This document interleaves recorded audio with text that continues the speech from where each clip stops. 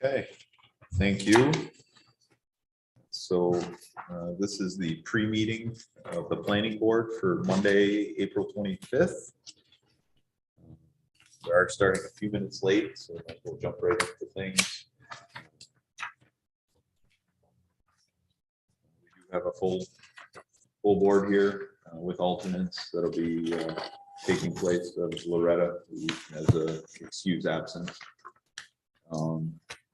Item number one, planning board item 2021-05, 61 Beekman Street site plan modification, information only. This is an application item where my firm AEDA performed engineering services for the site planning. So that was a recusal for me. So I would turn that over to Rick as Okay. chairman. The question arose about the court area and the level of modification, or in, correct me if I'm wrong, okay, because this is going off a couple months of memory. My feeling was I applied the modification to my remembrance of the testimony and what was talked about, and the plan came back completed. We never noted the level of detail that would require them to come back before the planning board to justify or modify the application and the approval. Whereas in the interpretation of Dean, we didn't identify that specifically. It's shown on the site plan as a initially yet to be determined, but we didn't specify that the level of finish would require reapproval or resubmission for modification. Whereas in fact, had we stipulated it, they would have needed to come back. My request then became, because the board was under the assumption that we would see the detail without making it part of the approval, that they would come back basically just to inform the board as to what the level of completion would look like, rather than the notation as it was approved that identified a seating area, a path. So regardless if it was a minor part of the courtyard or if it was the majority of the courtyard, the fact was we didn't conditionally approve it that they would have to come back. We approved it as it was stated on the site plan, and in Dean's opinion, they would not be required to modify that site plan. Therefore, they consented to my request to come back and just apprise the board of what they did to complete the courtyard area in the site plan. So out of courtesy and respect to everyone that casted a vote that night, I thought it was. Well, in a situation like this, if there were to be a wrinkle, Can you hang on one second, Jim? Reg has got a question now regarding procedure, correct? okay? And you might want to just Okay. be part of this part of it, okay? Okay. Go ahead, Reg. I'm assuming that, you know, this is a courtesy and there will not be any issues. But if we did have a situation where we had somebody coming back for information only as a courtesy, but the board perceived a wrinkle or an issue, how would that be handled? this is just my opinion. Jim was part of the discussion with Dean on procedure. Okay, not the application specifically, but on the procedural issue. And it didn't come up, but what we approved was basically a generic plan that identified a few features within the courtyard area that would be modified to a degree that I thought you should at least be apprised of. If something were to come up, I guess it would have to go outside of a generic boundary. And if he's offering specific levels of finish in detail, then I think we already gave him the latitude to do that. Just my opinion. So you're suggesting, Rick, that we would have no recourse at that point, given our previous approval? I would say yes. Okay. Yeah. Would you agree, Jim? So I would think that where the board might have a discussion point is if something came back that was clearly in violation of the code. You know, clearly saw something that didn't look like code, whether, you know, maybe it was a setback, or maybe it was, who knows what it might be. In that case, you probably need to raise the question and then probably recommend referral to the building officer or to the city attorney. Yeah. For further recommendation, if you get to that point. I mean, on a procedure basis, Yeah. I think that's how you handle it. In terms of our approvals, I think this is once again another maybe the board wants to be very specific on conditions. I think we've done a generally a pretty good job on that, but we always have something that comes up where we just need to maybe once again make sure if we have conditions like that we either ask for more specifics or you know what I mean. And I think we've asked, you know, we do pretty well with that, but it happens every once in a while. Well, and you can see how it happens on, this is a big project. Right. So you can see how our attention is on the structure and those elements. And then at the end, we're talking about a courtyard that seems like a less significant piece of this overall project. And so we left the piece general that we probably shouldn't have. If it had been only a project about a courtyard, we would have spent 2 hours talking about it and didn't do that. I guess I guess once again on a procedural basis, you know what I mean. And, you know, just like some of the other applications we have coming in front of us, you know, it's coming on us to So if I thorough could just, review and ask questions. if I could just add on to that conversation that we had with the corporation council, his analysis of the request and the information that he had in the legal system was basically there's two types of criteria here. One, does it not comply with what was approved? That would be obviously a trigger in which it would return. So in this case, it actually did comply. The changes, the modifications were considered complying with what was approved. And if you want, I can get into that now, or I do have a presentation after the live meeting or the official meeting. The other criteria that we've got in the legal system, what we found is that when it triggers, there really is not an official criteria by which to evaluate whether or not these triggers re-review by a planning board. Really, what it comes down to was there a leadership change? And again, in this specific application, and again, if you'd like, I can pull it up right now and go to the presentation on why it was determined that this application was not considered a substantive change. But if it's determined that it's a substantive change from what was approved, that would trigger it. So either it's a substantive change or it does not comply with what was approved. So I guess I have to apologize, Reg. I was answering specifically to this application, but on the procedural side, yeah. Okay. If it's arisen. to Shalisa's point, the detail of completion fall within the bounds of the generic approval that we had given.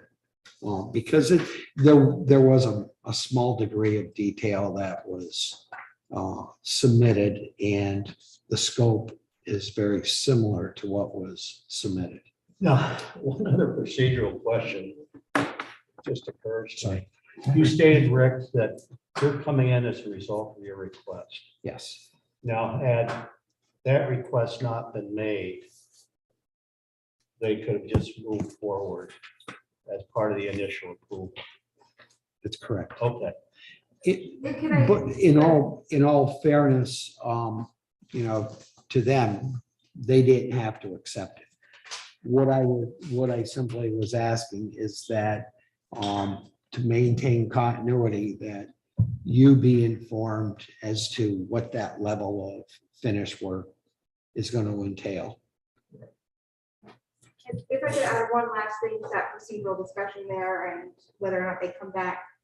Technically, in this specific circumstance, there was a procedural error on the city's part where someone in the building inspector's office referred it to us and asked, does this need to come back?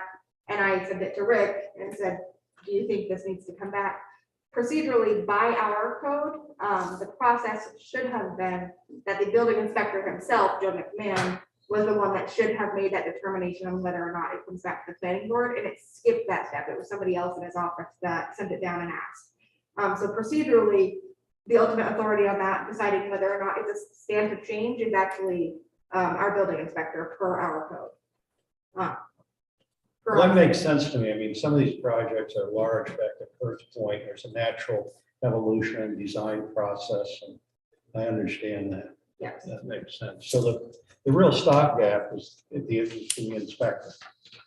Yes, yes. The I mean, if the they're building going off inspector is the gonna branch look or at it and say, something. are you building this according to what was approved by the planning board?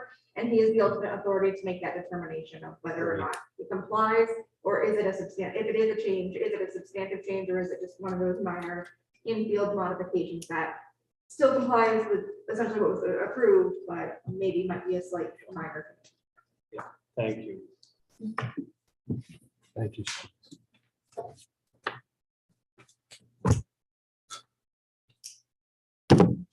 Okay. Moving on to item 2, planning board application 2022-05, 66 Court Street Historic Site Review. Like it's a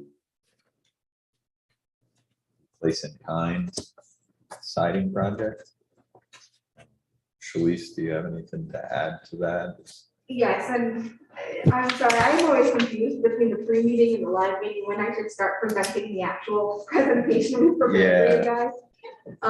But in this circumstance, this is probably the most complicated item you're gonna see on the agenda tonight. This one was a historic site review. This same project, or the same property was actually before the board back in 2018 for a minor porch repair. It was an in-kind porch repair. It was approved. The owner of that property, I don't know if you guys recall, it was actually her son-in-law who had applied on her behalf. Since then, the owner of that property has become deceased. The property had gone into foreclosure. It is now held by the lien holder of the property, which is CE Lien. They are the lien holder of the property. We have reviewed all of their affidavits and everything, so they are authorized to represent the property. The timing of this happened during the pandemic, so the occupants, the family of the deceased individual, continued to occupy the premises, and eviction proceedings were not able to be held because of pandemic era protections for tenants of properties. So at some point along the way, it was determined that the chimney was posing a threat to the neighboring property. And the building inspector's office issued an order of remedy for them to either repair or remove the chimney. Because of the protections of the tenant, the property had some difficulty in trying to navigate how do we perform repairs on this property when the tenant will not leave. Ultimately, the building inspector's office determined it was not something that could wait, and the city itself hired a contractor to come and perform the work of removing the chimney. So today, what they are proposing, that right as of today, you'll see the pictures in the presentation later, if you were able to view them online and look there. The chimney portion of the building along that frontage has been removed, and you'll see what looks like apparently some kind of paper covering in a chimney shape along that elevation of the building. So today they are proposing to do an in-kind application of red cedar shingle. You might notice on an order of the agenda, I had listed there as request to remove the chimney. That work has already been performed. It was not performed by the owner applicant of this project. It was performed by the city. We have had discussions with Corporation Council on how we can approach that and if that poses any complications. His recommendation was that we should look specifically at the application, the property as it exists today and not look at that historical action that was taken of the chimney removal. That was not performed by the applicant. So we are trying to separate that, and the best way I can put this into perspective is if you saw another house or another property that at some point had a porch that was removed 30 years ago, when they come today and they ask, hey, can I put new siding over the section where the porch was removed? We would not say, oh, you have to put back the porch. So we're not looking at that action of the chimney removal. We are looking at the request of putting on the siding to cover that. So try to keep that in mind during your review of the application that we are looking at the property as it exists right now, and not that historical action of the chimney removal. So it is, as of right now, an in-kind replacement of that. Did that advice, I caught the advice, but I didn't catch who gave you that advice. Is that from Dean? Okay. So as of today, we are looking at this as a section of siding is missing along a building, or a section of something is missing alongside a building, and they are proposing to put an in-kind red painted wood cedar shingle style, shingle on that missing material area. I hope I didn't confuse you all.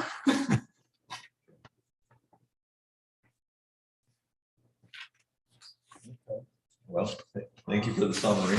I was gonna try and save you with too much summary and pre-meeting and have it going through the same summary again, but I'm sorry. yeah, that's all.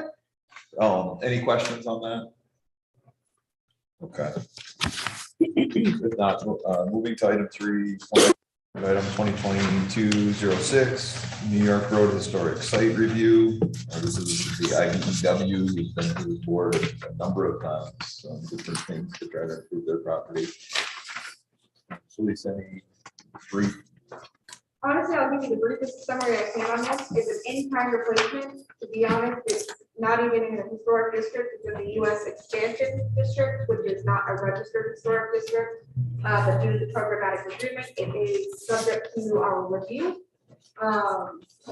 It is the action that they are proposing is in kind. You'll see in their application that they're actually proposing to reuse some of the materials that they're looking to correct. And where they're not reusing the material, they are proposing an in kind same material replacement.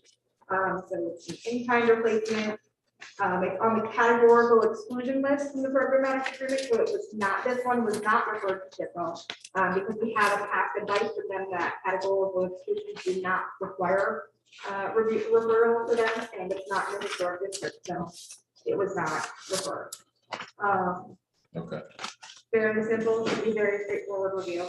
We did get a recommendation from the building inspector, because I did ask on this one if it even needed review. And the building inspector said, yes, we should, because we don't have a precedent for not reviewing a property that's subject to programmatic agreement. So he said, yes, we should still review it. Okay. Okay. Any questions from the board? I have a question. Sure. What would trigger requirements of the, if anything is being replaced, to bring like the railings up to code? So ultimately, any kind of code related items, you typically rely on the building department. Like that. Enforce with issuing that building permit. Mhm. However, as a board, I know that in some applications that come up as a question that, you know, we want response to them Mhm. in advance of us forwarding an application that we see a potential code issue with. Mhm. So that's the short answer. I don't know if any other thoughts, Rick? The only other thought that I have is, you know, we're not here determining the building code because in this circumstance, it's a pre-existing non-conforming, Mhm. which you have the entitlement to maintain. Mhm. So it's a good point. If they wanted to expand the scope of their project to include code-compliant spindles Mhm. versus the horizontal rails, it would probably be to their benefit because right now it could be a liability. Quite honestly, it may be also, good advice to them in an application. If we do approve an application that may have issues or questions, and then they go to the building department, the building department can't issue a building permit based on that detail. Well, do they want to come back? You know what I mean? So that's how we've addressed it. in the past. Mhm. Kind of leave it open. Okay. We do have a few more minutes in review of the remaining application items. Did the board have any in their reviews prior to the meeting, have any questions about items 4, 5, or 6 to discuss in pre-meeting before we go into regular session? No. Okay. If you guys would like a quick summary on that, I can provide an extra quick one on that one. Okay. Really, these are detailed or final reviews of things that have previously been reviewed. All staff and departmental comments have been satisfied. So it's any remaining board comments or concerns that are remaining to be satisfied. The only one is the self-storage units. That is still going through the process of stormwater review. However, the board does have a precedent of conditional approvals if the board is inclined to approve tonight to make sure that those are completely satisfied before signing of the final plan.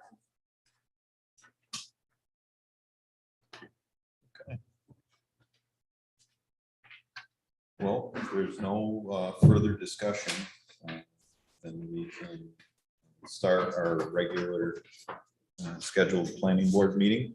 I'll call the meeting to order for the planning board Monday, April 25th, 2022.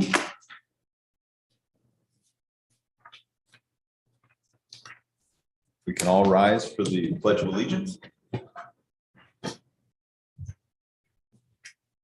Pledge allegiance to the flag of the United States of America and to the republic for which it stands, one nation, under God, indivisible, with liberty and justice for all.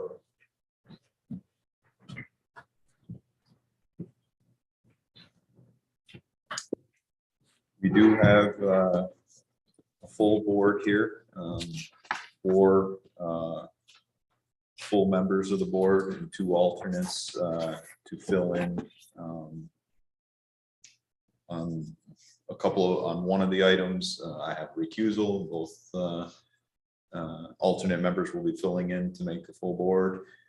Starting on item 2 and moving for the remaining applications, I believe Abby, you'll be first to sit with the board and then rotate between applications between Abby and Tom. Can I please have a roll call? Okay, we'll pass that to Barb. What Barb, for roll call. I'm sorry, what? Roll call. Roll call? Oh, Okay. We'll go down the line. All right. James Abdell, yes. Richard Perry, Yes. Reginald Carter, Yes. Kurt Turbidge, Yes, Loretta Brightsmith, So, not tonight. yeah, she would be excused. Abby Musterhair, Yes. Tommy Cosgrove. Present. I'm sorry, Shalice Marva, Present. and I'm Barbara Lister. All present. Thank you. Moving into item number 1, This will be planning board application number 2021-05, 61 Beekman Street site plan modification, information only. This is for the Vilas home. Again, in past months, this application, my firm AEDA did perform site engineering services, and I recused myself from the application. So again, I recuse myself, and Rick would take over for chair. Okay. Thank you very much for appearing before the board. Yeah, please. Please. Rick, do you want me to go through the presentation, please? Yep. In a second. Okay. On behalf of the board, thank you for coming and sharing the most recent information that you have on the development of the site. I know it wasn't necessary for you to be here. I felt it necessary that the board be apprised to the level of detail that you plan on putting into the project and bringing it further to completion. So we appreciate your being here. If I can ask Shalice to just introduce the project. Thank you. Happy to be here. Hi, Eli, thanks for joining us. So this project received its final approval in 2021 it was an application 2021-05. That was a modification that was approved. It was originally approved prior to that. Since that date, the project has undergone a few modifications. This was discussed between the building inspector's office and the community development office. It was ultimately determined that this project did not need to come back for review of the changes due to the fact that they were consistent with what was approved. And I'll go into more detail on that in a moment. But as Rick has mentioned, Eli has been gracious enough to come tonight to discuss those changes with the board. So if the board has any kind of concerns or comments that they want to share with the project, they can. But keep in mind, from a legal perspective, there will be no resolutions. There is no binding recommendations or approvals to be given tonight.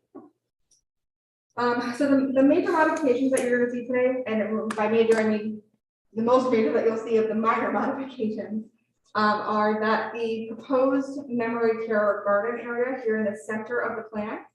At the time of approval, we had the note that it was a proposed memory care garden area with a note to see the notes on the plan. And there's a note that I'll share in a moment that's on the next screen of what the details, what the planned items for that courtyard were. And this section right here near the porte cochere area has kind of a memory care seating area now that you'll see in a moment. So this was the plan that was approved. This is a screenshot of the approved plan. This is the note that was on the approved plan. The memory care garden notes state that it's a garden to consist of paver or stone patios, tables, chairs, pergolas for sun protection, an approximate patio area shown for general representation only, and will vary from the limits shown. The planning board did approve that application.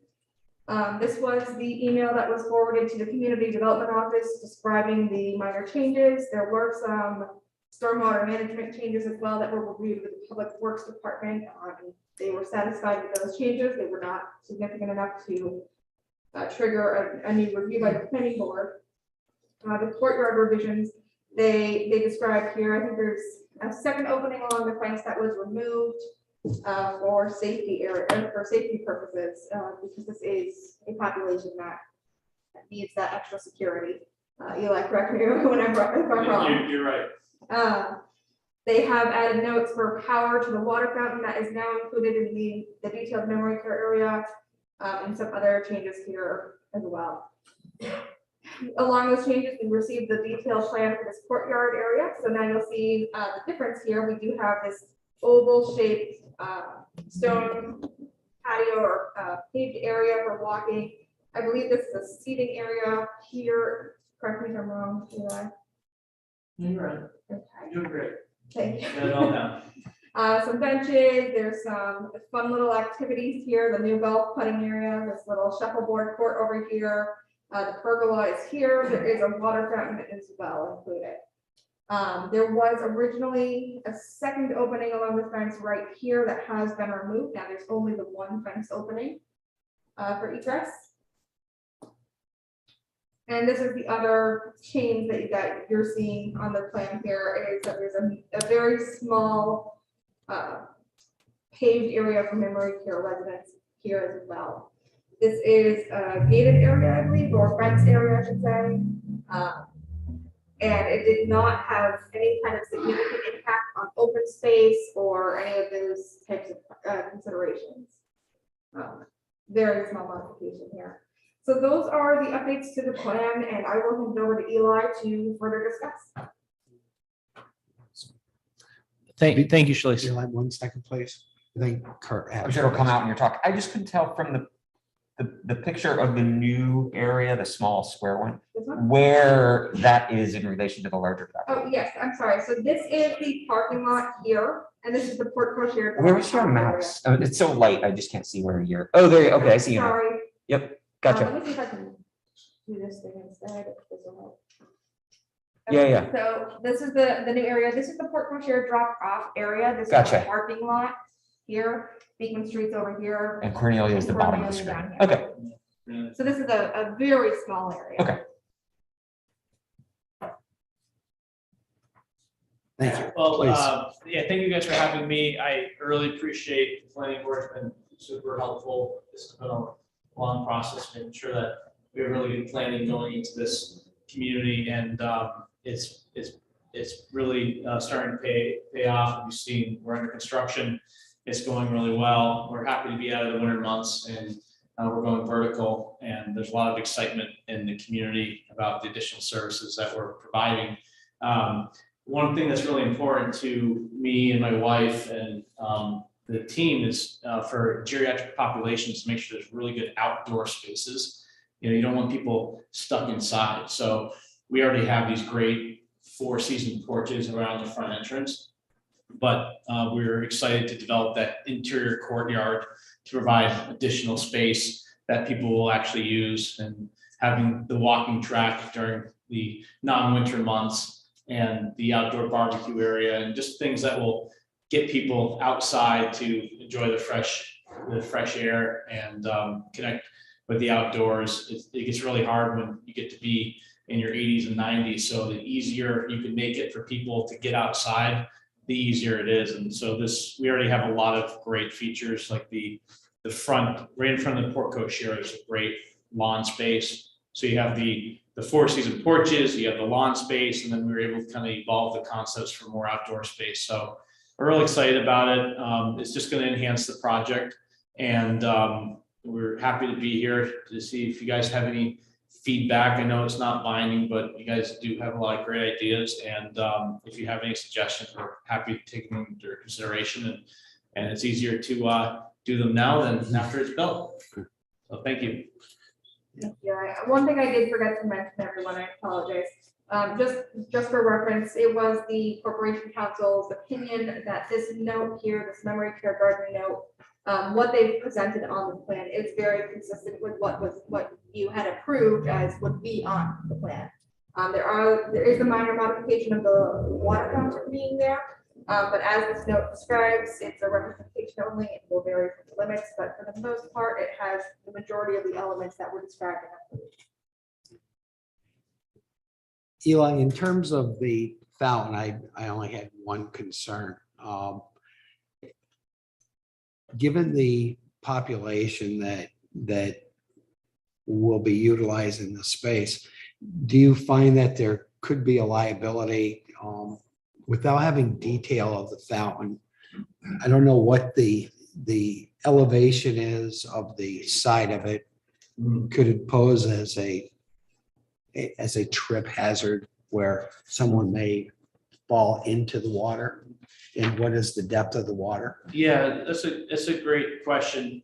It's going to be more for visual and kind of like running water, kind of therapeutic. So what we do select is it's not going to be a deep fountain. It's going to be very sensitive to the population, because obviously I think it's a consideration with someone with dementia.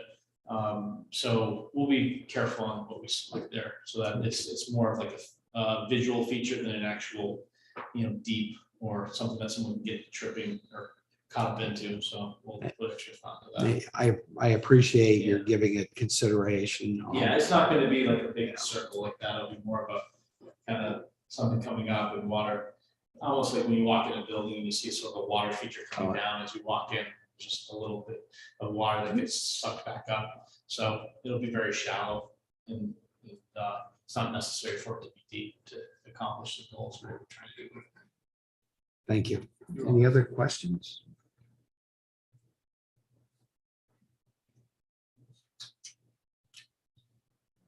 Shalice did such a great job explaining the project. I'm just happy to be back with you guys and get an update on the project, and it's going according to plan.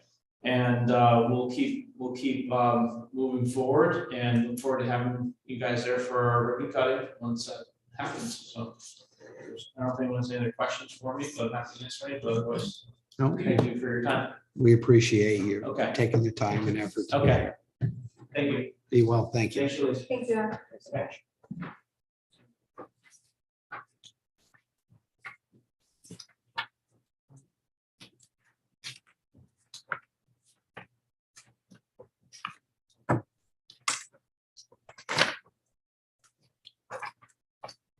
Okay. Moving on to item number 2. This is planning board application, item number 22-05, 66 Court Street Historic Site Review. Applicant is CE Link. Plan preparer is Dan Handy Construction.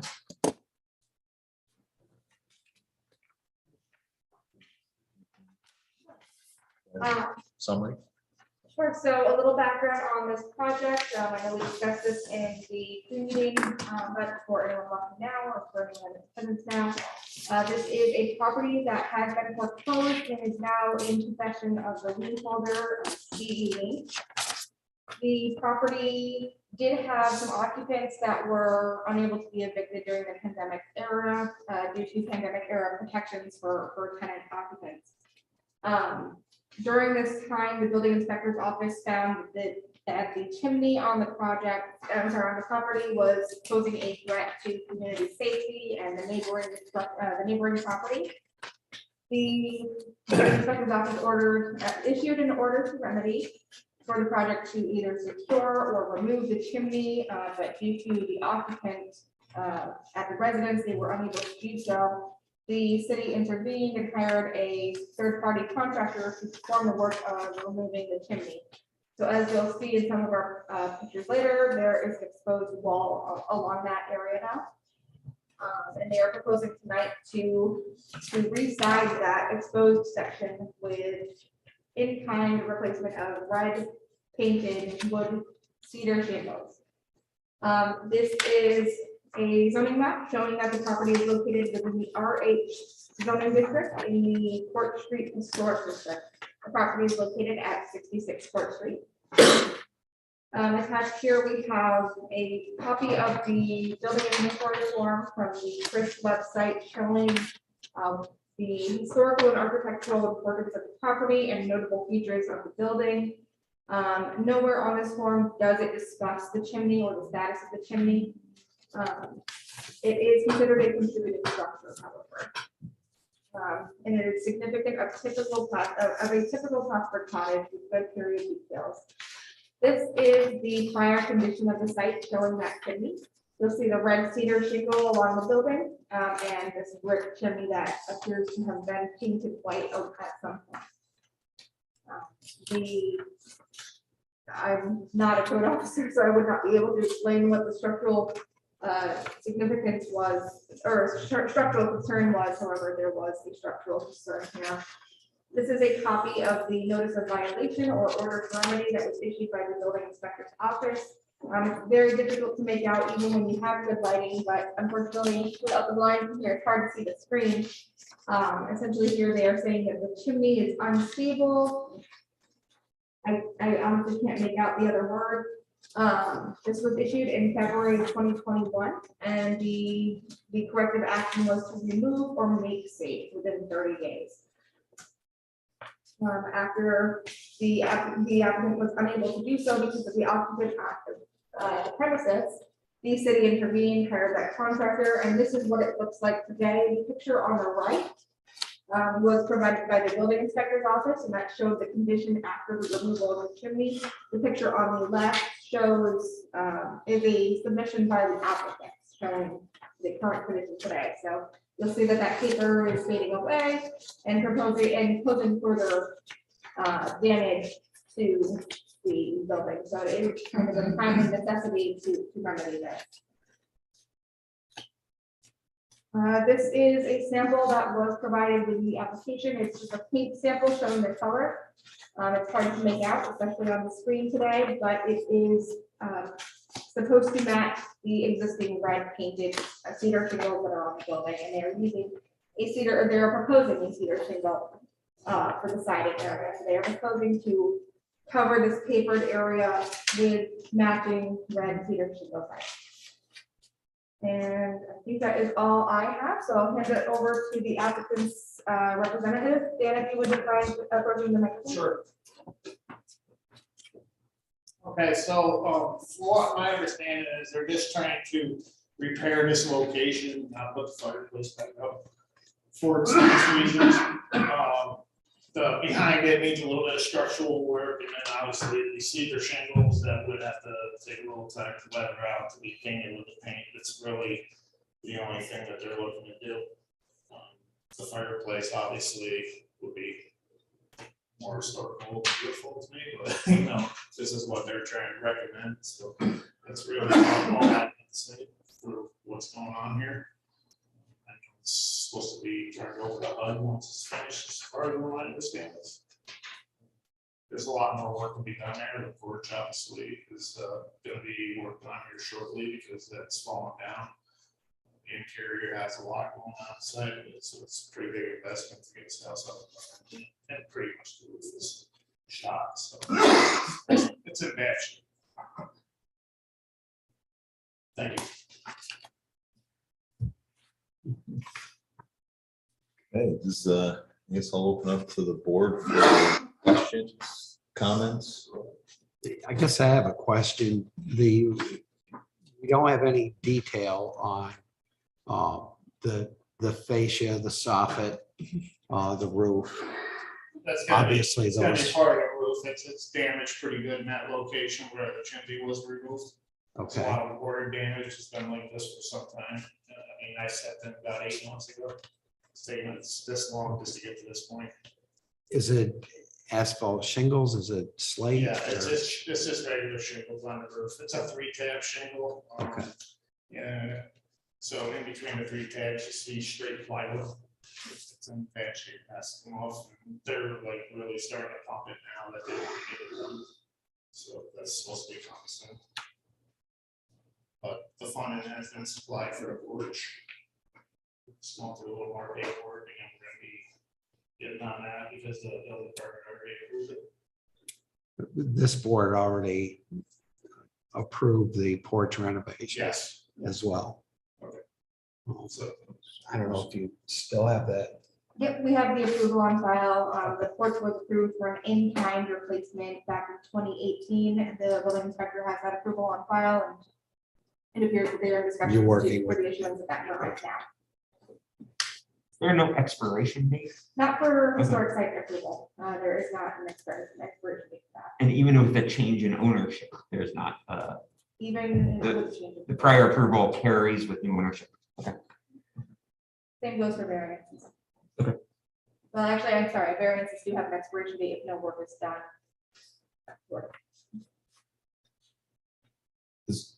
Has there been a review with the building inspector on the overall long-term plans? You know, does the applicant, does your client plan on like coming back again for the roof and then coming back again for? well, basically, this is like, they're kind of forcing like the things onto me or pushing them towards me.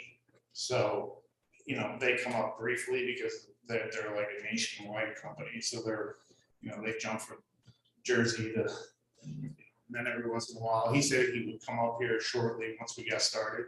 So it's just something that until I ask him when he's coming, and then when he presents himself. So everything's been kind of done by phone conversation at this point. We met a couple times on this project, and we're just trying to get it up and running and make it safe. So I don't know that I saw a lot of discussion in terms of what the questions Rick had in terms of, like roof repair or fascia soffit repair. Yeah, obviously the soffit's gonna have to be done while we're up there in that location. There's obviously some other soffit problems along the whole building. Now we'll go with the roof. Like I said, they're in discussion about the roof for financing. It's really a bank thing. When the bank gives it up, we move forward. So that location is definitely gonna have to be repaired with the siding. I would assume, well,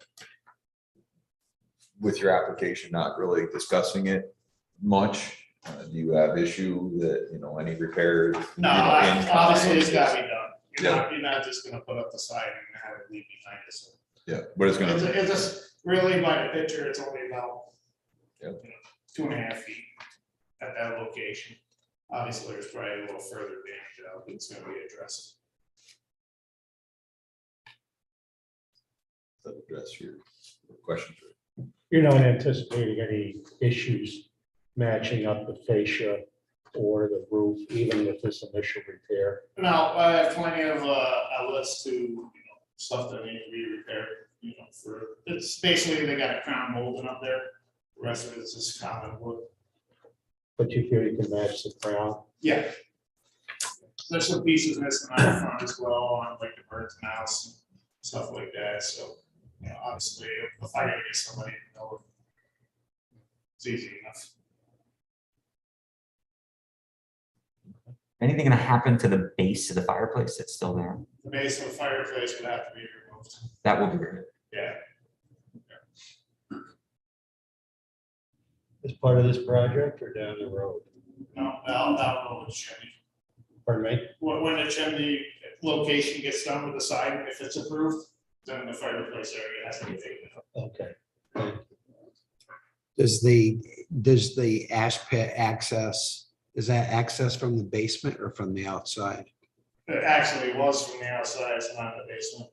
Okay, so you're gonna have some, We did an inspection of it. so you're it's gonna have already a, gone. okay.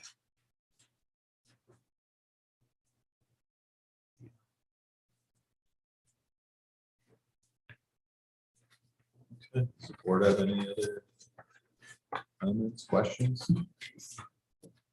This would be Abby. No, Rich, I just had the same question as he did about the roof, but it sounds like it's a phase 2. This is another project. The roof is gonna be a project with the Yeah. soffit work will go with. Okay. the repair of And the you'll just siding. have paper up there. Yeah. And pretty much the way it sounded, the last discussion here, in the last couple of days, is that the roof is ready to go. That they're pushing the paperwork to get it done. because everyone else is taking it. So, not fixing the roof, you ain't gonna do really any good. So we're trying to get that done too. And that's basically this is 3 tear shingle that. It'd be nice to put an architect shingle. I don't know if we can approve for that. Yes, You will. okay. I was gonna say, If we put a 3 tab, we don't. No, this will need approval, no matter what you do. Okay. Well, we need to do that paperwork filed. All right, I'll inform them that we're gonna have to get that filed. Can I also recommend, Dan, that you work with Shalice? I think that the level of detail in upgrading of this historic building may be more involved than, just a new roof. I would say when you have your full scope of work prepared, if you could just visit her, she can introduce you to Joe McMahon. Yeah, And then you can talk about the level of detail that a full-blown historic site review may need. sure, Okay. absolutely.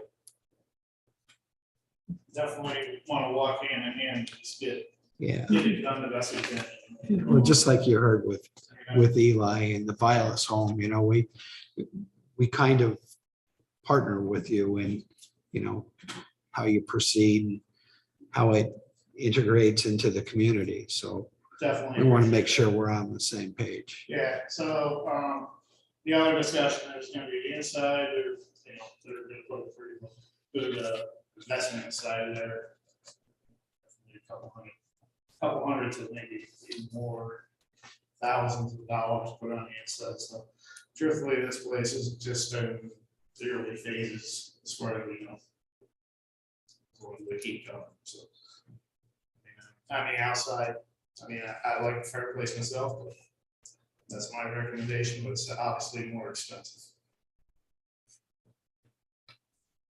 So I was just looking at the historic preservation document here, and it says at least in the original, which is dated 1981, that there was asbestos siding. And I'm just curious if you have encountered asbestos in and around the chimney, and you think you may run into that. Truthfully, we haven't even gotten involved in any of that, we ain't gonna be disturbing anything that's on there.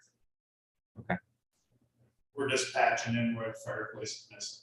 So the contractor that took down the fireplace, they might have touched it, we're gotten involved with it, but as far as I know, I'm not gonna be touching anything else besides the location where the fireplace is.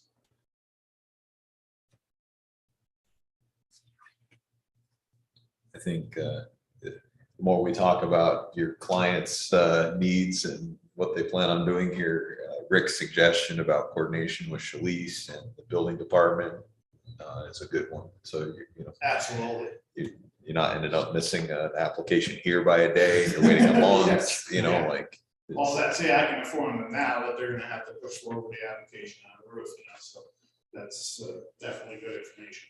And quite frankly, the building department makes that referral. So, as you're discussing scope, they may come up with other items, they may be able to assist you in some items, so it's definitely good to talk to the big grander project. Absolutely. It's taken a long time to get to this point, and we just gotten, we gotten some kind of funding towards the port, so this has been quite a discussion for some time, We're definitely ready to get going on. These decisions are by the board. Want to walk in and Okay, any other comments or questions from the board? Okay, if not, we do have a public hearing for this project. So I'll move to open the public hearing. Any comments? Anybody who would like to address the board? Okay, doesn't. Do we have anyone online? We do not. Thank you. I almost forget about the online online component. So we do not have anybody online, Shalice, at the moment? We do not. We do not.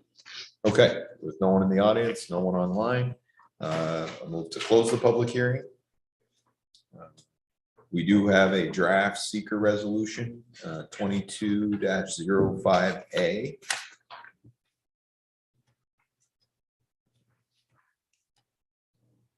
Have a motion in regards to that application or that resolution. Actually, I'm sorry, do you guys want me to go to part 2 with you? Actually, yes, please.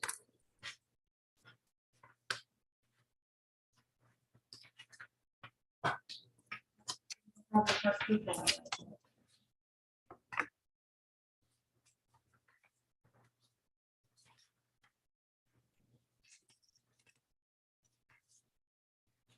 Okay, so I will read each question, and if I hear no response, I will check no, a small impact may occur. If anyone has any item that they would like to further discuss with the board, please speak up. Otherwise, again, I will check no, a small impact may occur. Will the proposed action create a material conflict with an adopted land use plan or zoning regulations? Will the proposed action result in a change in the use or intensity of the use of land? Will the proposed action impair the character or quality of the existing community? Will the proposed action have an impact on the environmental characteristics that cause the establishment of a critical environmental area? Will the proposed action result in an adverse change in the existing level of traffic or affect existing infrastructure for mass transit, biking, or walkway? Will the proposed action cause an increase in the use of energy and it fails to incorporate reasonably available energy conservation or renewable energy opportunities? Will the proposed action impact existing public or private water supplies? Will the proposed action impact existing public or private wastewater treatment utilities? Will the proposed action impair the character or quality of important historic, archaeological, architectural, or aesthetic resources? Right, that one I would say yes. A moderate to large impact may occur?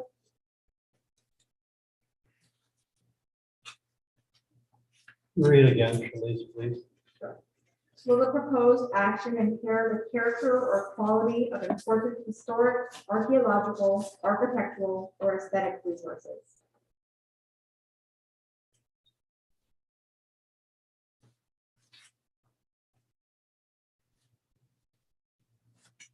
It says impair, right? Isn't this meant to enhance or improve? Yeah, I was looking to see if the chimney was mentioned as a notable feature, but it is not. It is not.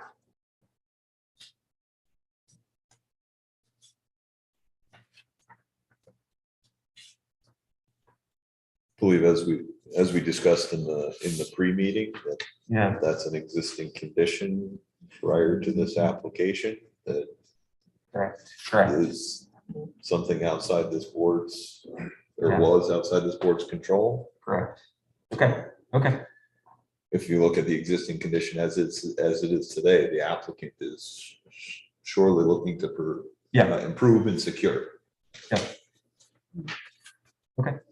Comfortable with that.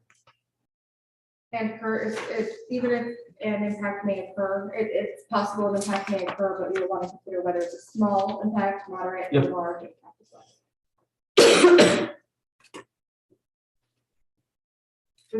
There was discussion on that one with the board. Want me to check no or?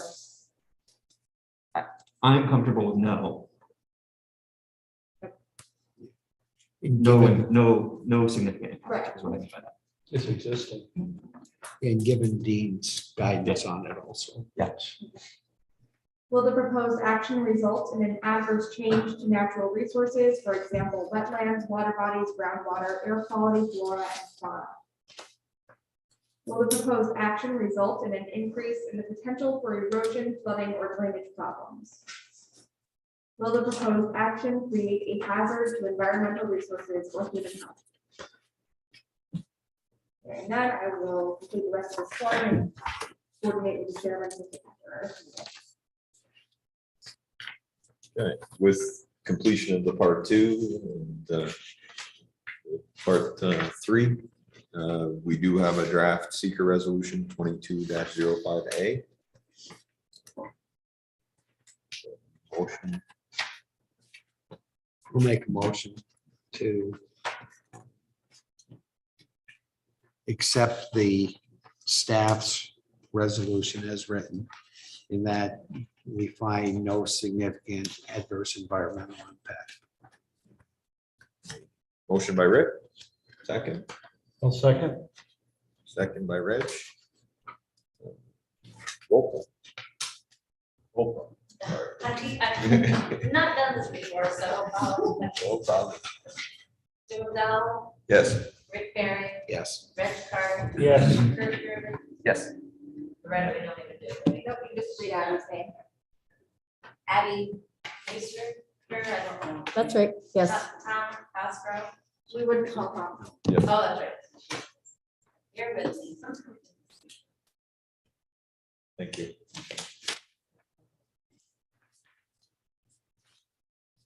And moving on to draft resolution 22-05B in regards to the project. Anyone who makes a motion, make sure the specific conditions or comments be as specific as possible in your motion. Yeah, I again will make the motion to approve the application with the condition that the scope of work be limited to siding, fascia, soffit, and roofing specific to the area where the chimney was.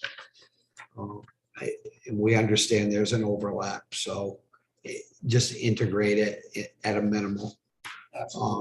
And the chimney foundation also be worked to limit it to the area where the chimney was. Yeah.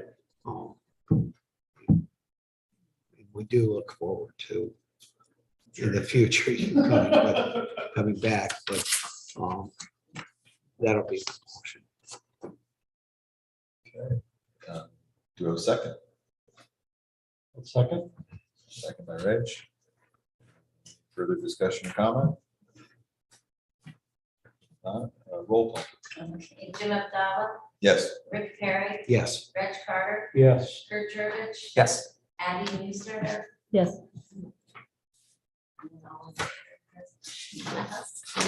Thank you. I appreciate your time. Yeah. Have a good night. You too. See something in the mail. You'll receive an email from us by the end of the week with your approval, and we will notify the inspector's office. Thank you very much. Have a good night. Thank you. Okay, moving on to item number 3. This is planning board application number 22-06, 28 New York Road, historic site review. Applicant is the IBEW Local 910. Plan preparer is Dave Hoover. Please, if we can have a short, brief summary on Sure. project. So the project is located in the US Oval Expansion District. It's not a registered historic district, however, it is subject to programmatic agreement with SHPO upon the closure of the base. So it is coming to the planning board for review under those. It is zoned RC2, and I'm sorry, it's not in First Street Historic District. I showed on the slide again in the US Oval Historic, US Oval Expansion District. Here we have the building inventory form showing visible features of the building. It's noted for its low rectangular mass, rock-based stone foundations. Building cornice with return, 6/6 windows and doors with 3 light transom. And the historical significance is mostly for its military blacksmith. This was cast. So this is the current conditions of the building as provided by the applicant. This is they are proposing to replace some boards, railings, and stairs as part of this ramp and stair system. Here you can see some damage, specifically right here. I believe there are other sections as well. Slippery and wet conditions they need to make some repairs. They are proposing an in-kind replacement, so they will be replacing with wood where there is wood. I believe they are proposing to reuse part of the metal railings where possible as well. And where they cannot reuse the material, then it will be proposed in kind with the existing wood section here along with it. Per SHPO guidance in the past, and the SHPO precedents, this does fall under the categorical exclusion list, so it is not required to be referred to SHPO. And it's considered a minor in-kind replacement. So this is a building feature, or I'm sorry, routine maintenance exterior to the project. And along this section here, it's an in-kind repair or replacement of exterior features, including porches, railings, steps, flooring, etc. So that is all I have. Again, it's an in-kind replacement in a contributing building, but in not a registered district. And Dave, do you want to do that? Hello. Taking time out to see me. We've been kind of kicking the can down the road on this deck project. Everybody's got a copy of the last page that I included in the packet. And when we purchased that building in 1998, we had leased it for a few years prior to that, and I can't remember anything we had done to that deck. So I'm almost thinking that was the good old pressure treated, and the deck, the ramp, the stairs, and then on this west side of the building, there's a second floor fire escape that was put on in 1975. So I really think the usefulness of this decking has gone past. The joists are running east and west as you're looking down this deck because it wasn't attached to the chip face stone, and they're all starting to sag from pier to pier. And I love the slate. I didn't like the cost, but when 28 feet of snow comes down off that roof and it hits that deck, it feels like a freight train running through the building. And there's no way to hold that much snow back, or else you just be running snow off. I have snow buttons that I had the guy put up above each one of our van doors, but holding the snow back, it's not good, right? So you're just causing problems.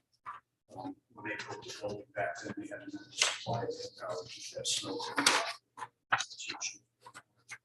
The winters aren't as bad, but this last 5-6 inches of snow that we just had, there's no movement once it hit the deck, and you can just see it, it's mowing and stuff. So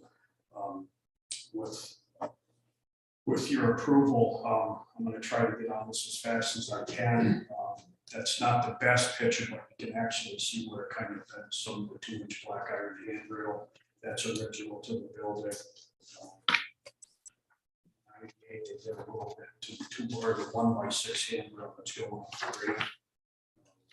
Back so far with the 75, they didn't have galvanized nails at the time. We went to place a lot of the nails that had busted off. They rusted out. There's actually some stainless steel that screws in there too, trying to help. And then we've got a skunk who chewed out the last step here, but I won't make reference to where they're coming from, the building close by to me. They're starting to get in there, but that's pretty much all we want to do. We want to make it back, so it's not report saying there's no trip hazards, fall hazards, stairs and stuff, and some of that decking, I think, probably in the next couple of years, but we'll try to keep everything as historically intact as we can, and try to get storage to the community down there. Anybody have any questions? Dave, what will the finish be on? It's gonna be, I'll probably end up having to come back, because I'll let the pressure treated work on it for a year to make sure it's really dry. And then it's gonna be something like Tommy Malay had a can of paint from Sherman Williams, some type of like antique gray. And I don't know if that was what the color was in 1975, but that's what was on there. And the paint on the handrail is actually the same type of paint that's used up on the old vent cap that was up there. And that's almost an identical match to the brick. It's kind of like, it's like an orangish red color. And I'll get at that point in time, I'll stop back and I'll make sure that it's okay with everybody. And then we'll go to, whoever has that color, whether it's Ben Moore or Sherman Williams, historically correct as we can. And then the 4x4s on the wooden ramp, that's the same exact color that they spec out there for the fascia and around the windows. It's like a creamy white color. I know I've got a key kicking around with that. I gave up painting it. It come right off. It's just so far gone that it just will not work. So I don't know if anybody who's good at painting, I'll find somebody, but I almost think today find something with a primer in it. The pressure treatment was atrocious. I know it's not going to last. It's been there probably 50 years. Whatever we put down, I wanted to. The same type of skirting down through. We'll try to keep this back as we can. That's what our attention is on this whole place. We've got too much in it now, but it'll sell on us. Any other questions?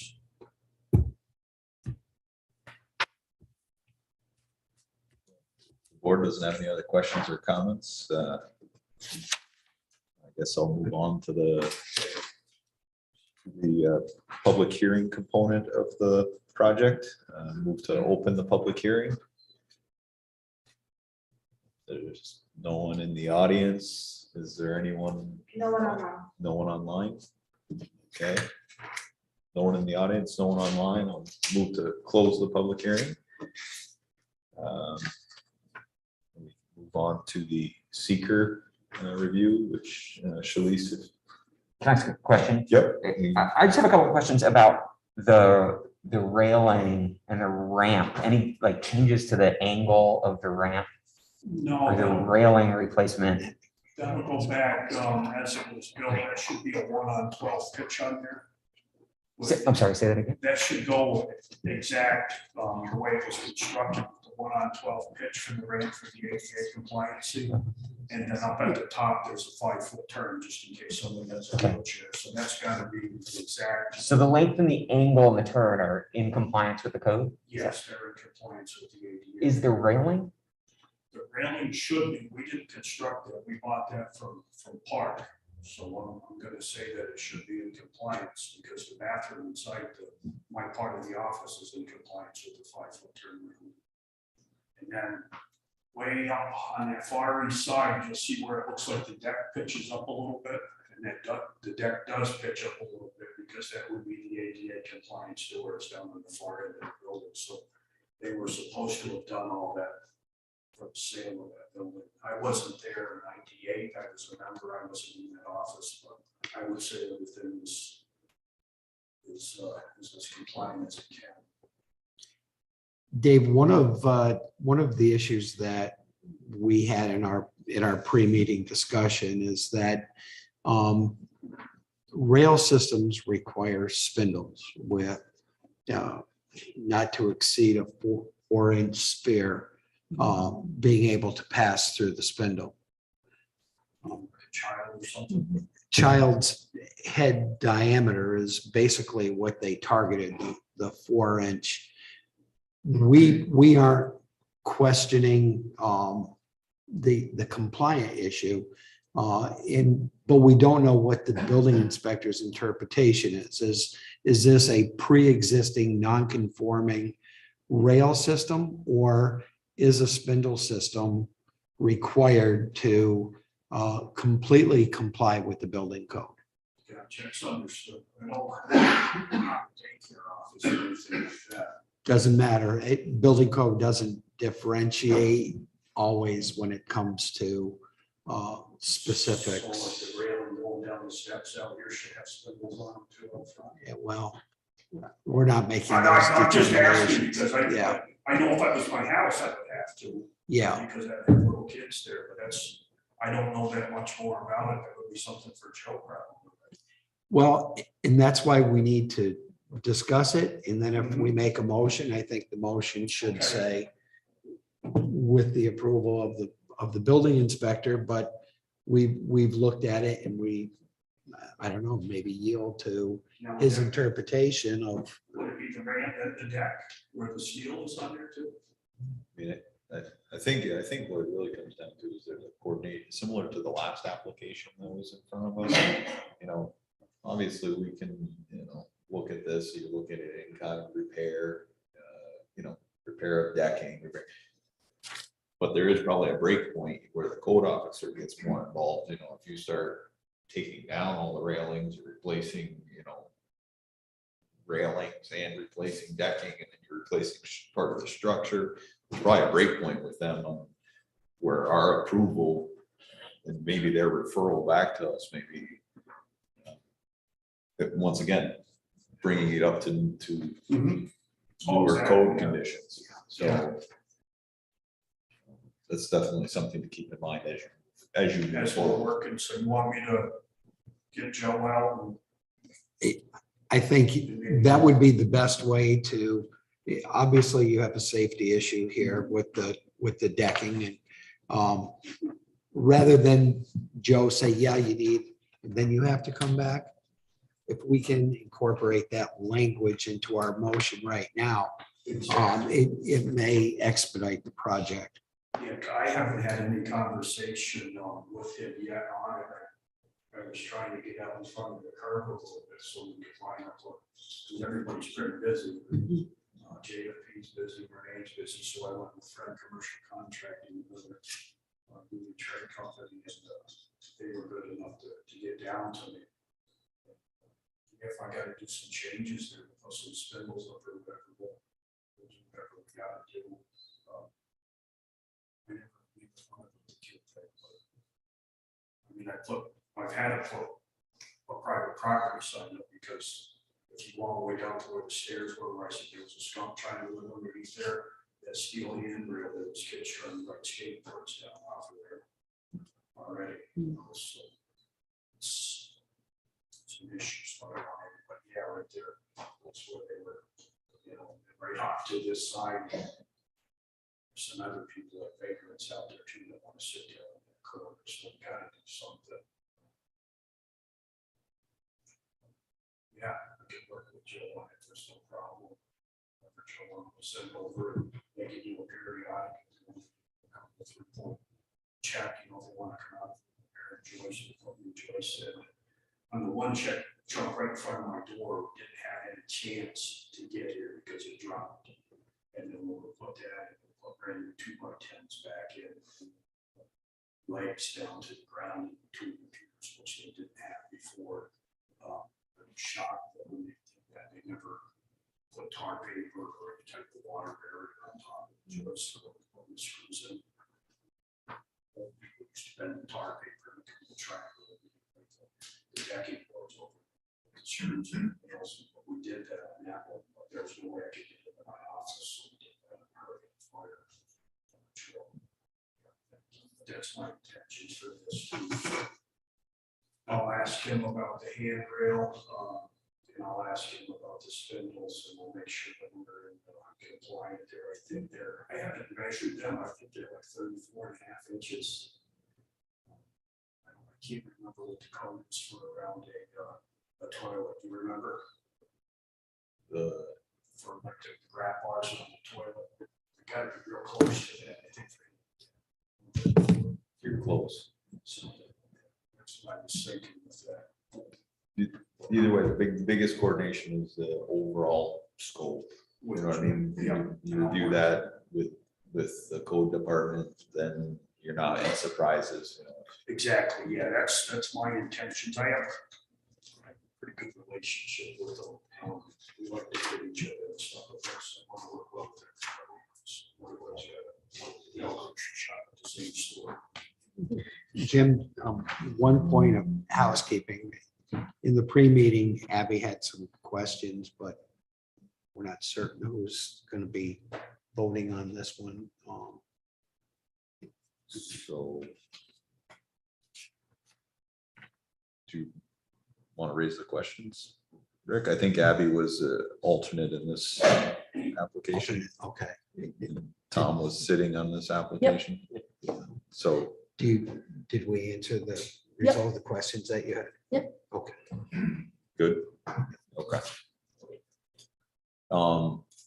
Any further comments, discussions from the board? Okay, so I opened and closed the public hearing, pass that portion. Moving on to seeker. So we do have a part one. Shalice, if you can review the part two. Sure. Again with the board. Before we move on to the secret questions, I just wanted to address something from a staff standpoint. There was a question that Rick had brought up regarding the painting of the rails and the deck. I believe, maybe it was Bert, I'm sorry, I'm not sure who brought that up. If that is a concern or a consideration of the board that you want to have addressed, I know Dave had mentioned he would come back after about a year of the pressure treated wood sitting to make sure that it's completely dry. Painting on its own is not something that requires a building permit, so it would not trigger a review by this board a year from now. So if it's something that the board does want consideration of, I would suggest that at this time, we place a condition if you're trying to approve, place a condition that, would maybe perhaps within 2 years, it's painted a spectrum of color that you approve of right now. Again, that's only if it's something that you want to consider. It was a point of discussion that was brought up. But that way it would save him from having to come back. Or again, you could also place a condition that he must return once he's ready to paint. Instead of approving a color here tonight, you could place a condition that he does have to return. but he's not compelled to return a year from now, is essentially the point here. Unless that's something that you guys place tonight. That is a good point, but it wasn't the basis of my question. Pressure treated lumber by itself, when it gets wet, is very slippery. My concern was more on that you treat that slipperiness of pressure treated lumber than. Like a handful of sand. It- And, like, just kind of dust the top of it, just when it starts getting tacky. Yeah. I think that's the best way to go. Because that's a bear, it's a big deck and there's a lot of snow to move off there. We're running maybe 50 apprentices in that, and there's always that change. So if you slip and slide. Yeah, in my former life, I had agreements with a few professionals. One was the engineers out there that I'd never practiced engineering. The other was lawyers. I wasn't gonna practice law, so I'm gonna yield from giving any kind of advice on that. For the board, I think Shalice does point out a good example though in this application of where we're talking about a in-kind maintenance or repair. You know, does in-kind mean color that's in the pictures that we see, or do we have to be should we be specific in that, in like a motion? You know, in-kind is not only material, but it's color, texture, whatever the board sees appropriate.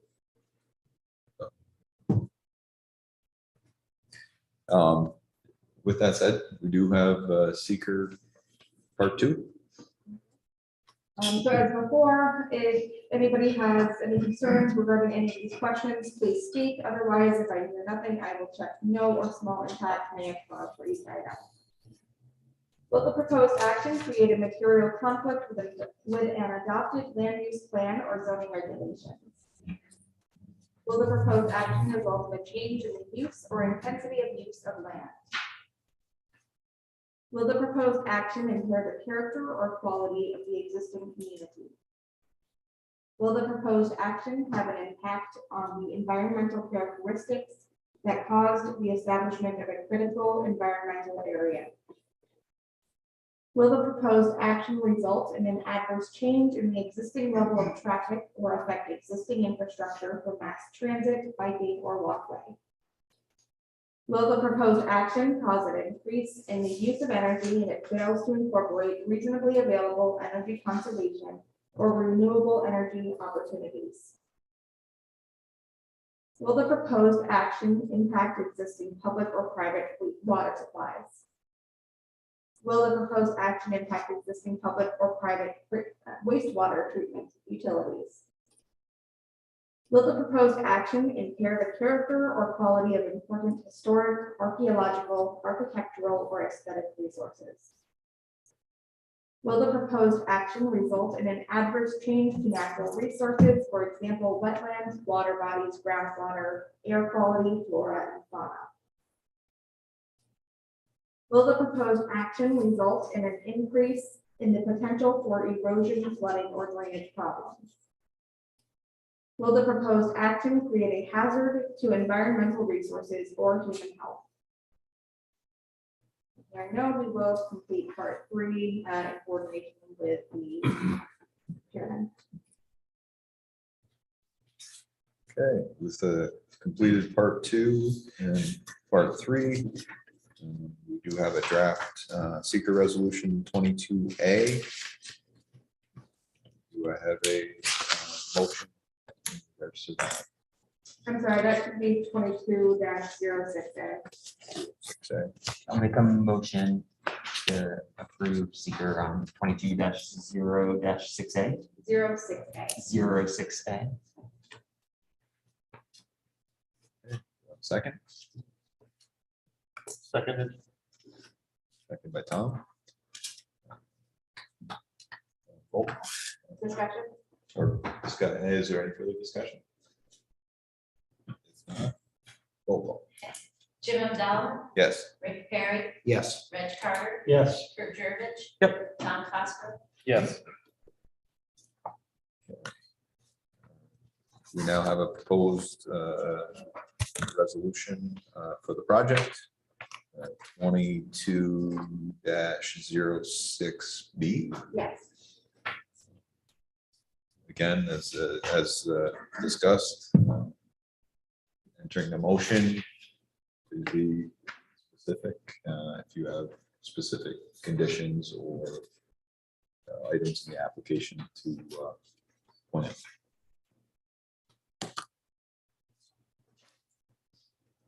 Anybody?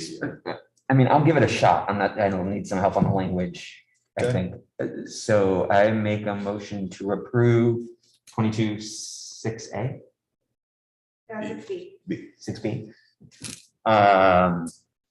On the condition of inspection of the plan for the ramp and railing by the building inspector for ADA compliance. I have no other conditions, so I don't know if anyone else does.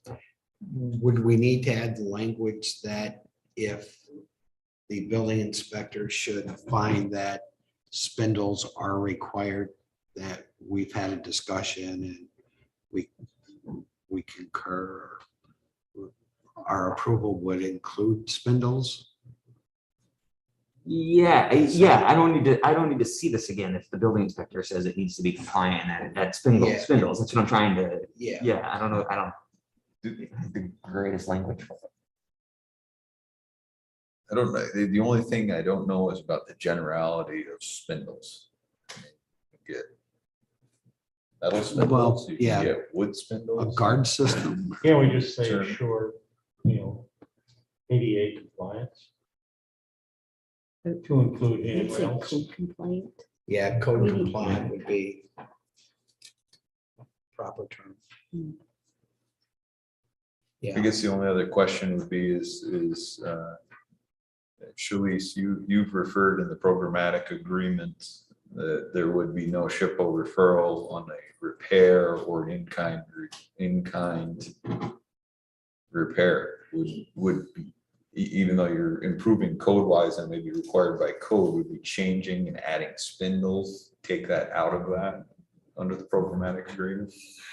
I don't know for sure. I'm actually looking at it right now. Sorry.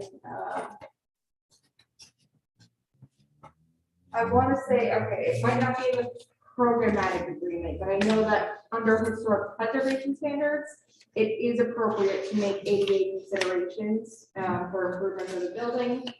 Past precedent wise, the board has considered something similar when Dean Schneller actually at his new location at 98 Boynton Avenue. There was a consideration and a condition placed on approval for that one where if the building inspector determined it necessary, they approved a proposed ramp that would not be included if the building inspector suggested it was not needed.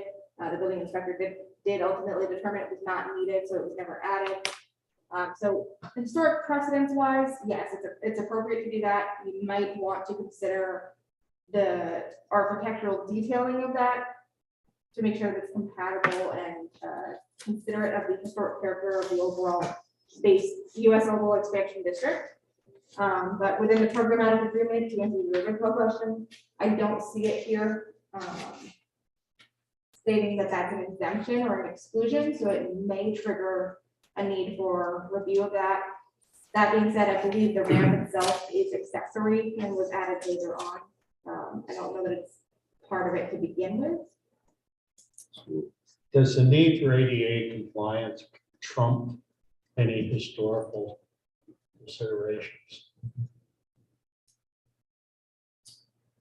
Let's see, that's, Yeah. I mean, that's it. because that was put on there in 1975. Right. I just want to show, just pass this down, I should include this picture. The steel, I have to leave similar, you see how much snow come down off of it? And that's, there's not much I can do with the steel railing and the high deck, Right. because it's gonna get knocked right over there. There's 28 foot of snow. I can't. Yeah. I mean, it's busted the handrail on the ramp and stuff, so I mean, this is. So I think that the language about, That snow coming off there, it's just roads. about ADA compliant railing that is, that meets the historic character of the building works here and gives some flexibility because we have a wooden railing and we have a steel railing. And whatever the applicant comes back with is going to fit one of those two options, right? And I'm not concerned. I mean, if it's ADA compliant, I'm happy. Or I'm happy with the building inspector's decision, I should say. I just want to make sure, that the board is consistent with Yeah. applicants. If there's a possibility that paragraph I, the very last paragraph of the categorical exclusion list, it would be to each of your individual interpretation, but there's a potential that this could be considered a remediation of a hazard that poses a threat to human health. So it could be considered under that potentially, but that is something I would have to run by our architectural contract to confirm that that is their interpretation of that. I'd like to agree that ADA compliance trumps, the historical component. With that said, I do believe that we ask for interpretations from our council on different things. I think that's a good one just to have an interpretation of. I agree. Make sure we're enforcing things consistently with, and can do so in the future with other applicants. With that said, my personal thought is that, we allow the applicant to coordinate with the building inspector. Don't necessarily add the language in inspections at this moment, but based on council's recommendations, we can address that accordingly in future applications, or if this comes up, that there is issue at the building inspector level for the applicant, maybe we can address it at that point. That's my opinion. And how everybody else feels. Jim, I'm sorry, are you suggesting a condition of approval be that if the building inspector determines some sort of modification to the railing is necessary for ADA compliance, that at that point it will run to the board? Yeah, that's up to the building inspector on whether that becomes a referral or not, based on the question we're asking from council, I believe. Maybe between council and the building inspector, they're able to coordinate that between those two entities, and building inspector doesn't see a referral necessary here anymore. Especially once again, if our interpretation of the safety or ADA compliance issues trump or take precedent over referral to this board, maybe that's how they handle that. I think with all due respect to Joe, Joe has not seen this project. So we don't want Joe to think we're superseding his authority by requiring it and him not. We understand he hasn't seen it. We want him to have the flexibility in making that determination. I think that's the fair way to, that way Dave's not tied up all year. Just to clarify, Joe has seen this after it was submitted to our office without him having seen it. I sent it to him and asked him if it needed the referral over to us, and he agreed that it should be reviewed. So he has seen this as part of the application. Okay, but Dave, you had not had reviewed it with Joe. I haven't talked to Joe. Okay. To shoes, Perfect. and then she did the determination. I tried to drop off the application for the building permit, which they hunted that and bring it back after the. Okay. Good. Okay, so after that discussion, yes. Kurt, do you want to reintroduce your motion? Quite know what the, Can I Yeah. just to make sure I understand where we're at? Yep. My understanding is that we're approving this based on review with the building inspector to assure ADA compliance. In the event that it's not ADA compliant, we're gonna have to redesign to achieve compliance before moving forward. Is that kind of where we're at? So and we're in addition asking for interpretation from council. For the future? A specific question about, you know, if someone needs ADA compliance on a ramp or ADA compliance for a door replacement, you know, does that compliance negate the historic preservation component or review of this board?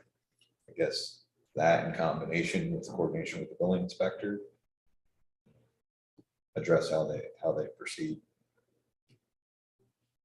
I like the broader language that Abby proposed in that, you know, code compliant, whether it be building code or it be ADA.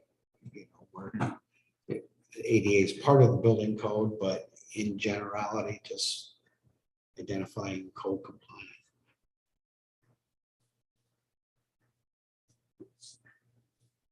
You're on, Kurt. Yeah, no.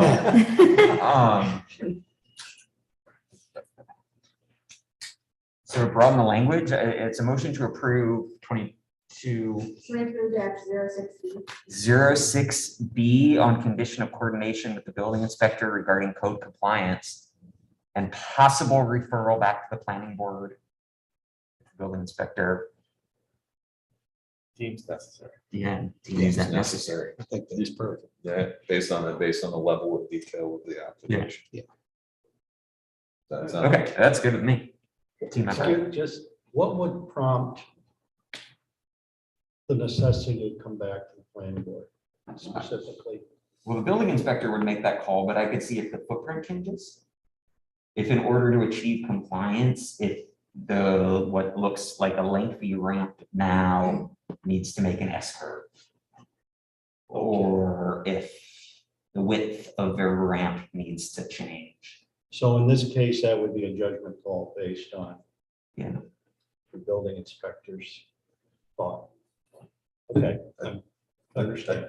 I think there's also, you know, probably some coordination between the building inspector, planning staff, and city attorney, potentially on the programmatic agreement. Interpretation of some of those statements or requirements underneath that agreement. Yeah. You know, right now we're assuming that this is a repair or a replacement in kind.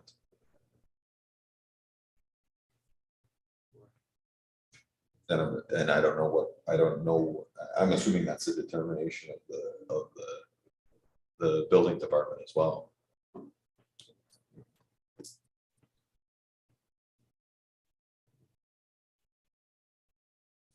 So, okay, so we have a motion. Yeah.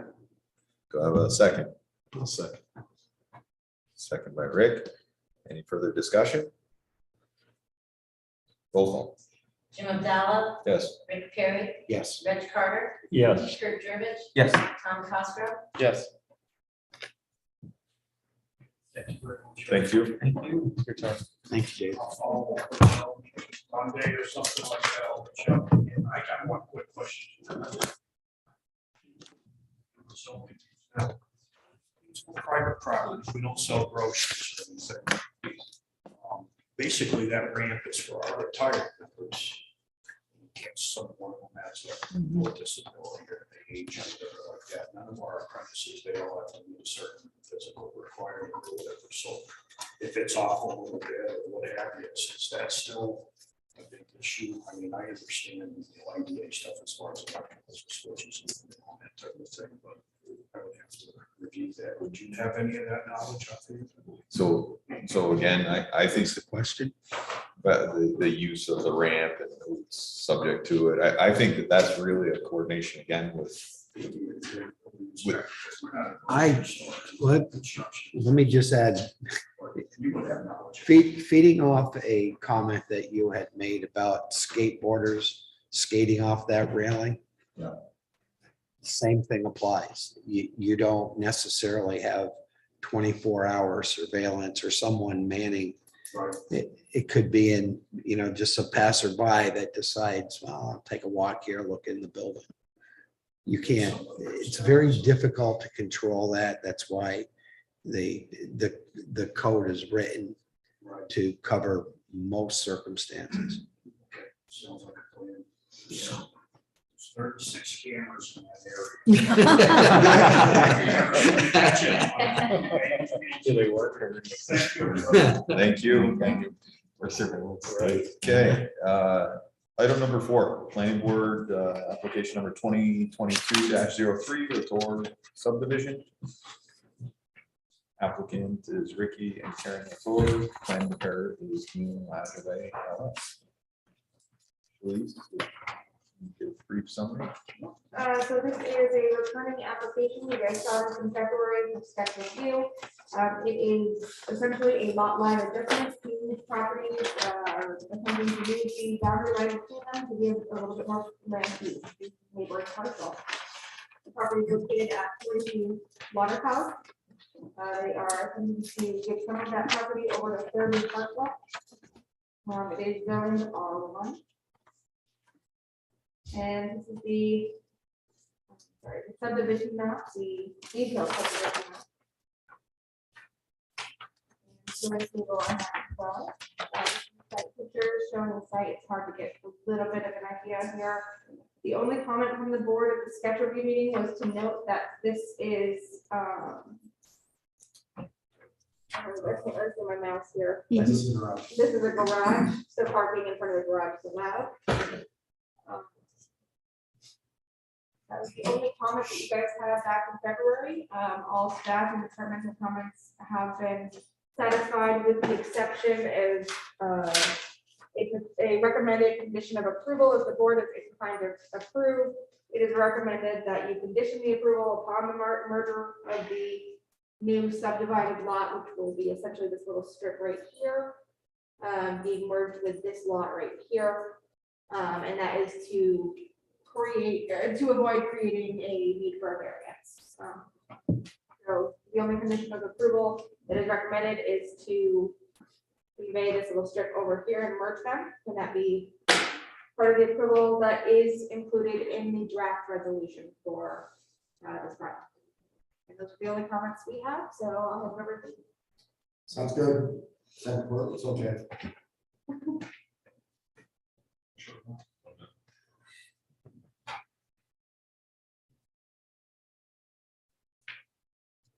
Okay, any questions, comments from the board?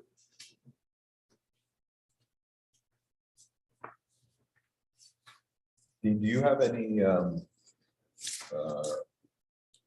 anywhere on the subdivision map that indicates that, lot 2 shall be merged with tax parcel? Can we add that note to the map? Yeah. Or it's already there, it's there?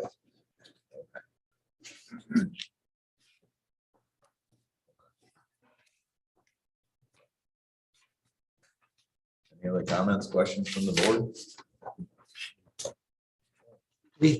We did have extensive discussion about the existing shed in the back, and is that a garage? Isn't it a garage? How do you access it? Dean, did you ever discuss that with the applicant? If they're abandoning vehicular access to that building? There currently is no vehicular access. Okay, There is an agreement to get to that. okay. There would be room in this new There could be, inclusion. yes. If I remember, go back to the aerial photo, please, you can see the drip edge of the east and west sides. Yeah.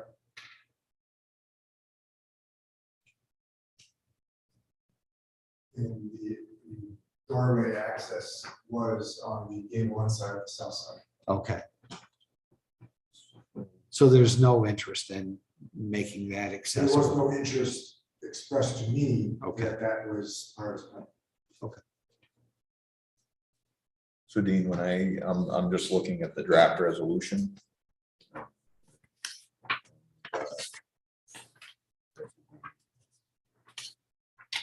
Item D, C says the applicant file and note on the plan any final reciprocal easement agreement that outlines site access, parking, utilities, stormwater, and other site management if deemed necessary. Is that the next project? Okay. That is standard language. That's I don't think there are any needed to them. So that's my question. Is Yeah, there's nothing on this one? Okay. not this project. Once again, general language is great catch-all, but as far as you see, there's nothing that you Almost know. makes it more confusing. Yeah. But yeah, no, there is none, not this project. Okay, It's a simple, straightforward. okay.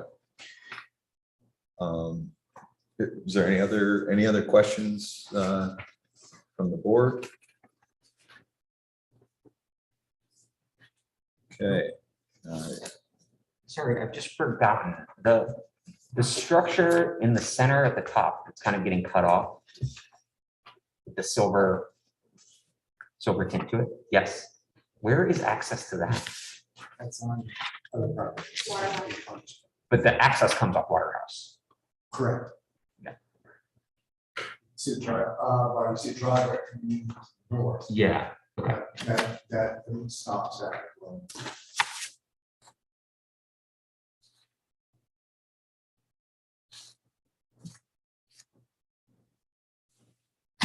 So they don't access that structure off that driveway? That I don't know, that's off premises. That's The end of the a lot- that's a parcel lot is to right the north. here. That's just. Yeah. that's a Yeah. Ownership by others.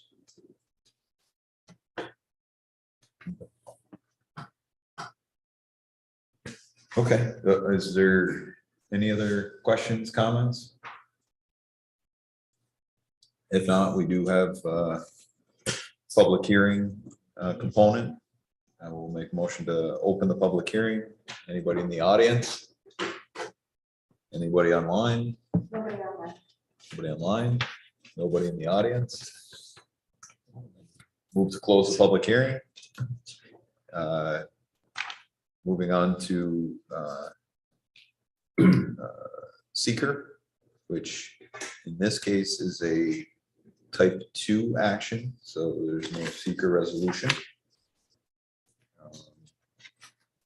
So we do have a simple resolution 22-03A to approve the detailed subdivision plan. So do I have a motion for that draft resolution along with any conditions made in the motion? I'll make a motion to approve resolution 22-03A as drafted regarding a request for a boundary line adjustment. Motion by Reg, I'm sorry, I missed the very ending of what you said. As drafted, and then there was more. Regarding boundary line adjustment. Thank you. habitually. Yeah. Okay. Motion by Reg, have a second? Second by Rick. Any further comment, discussion?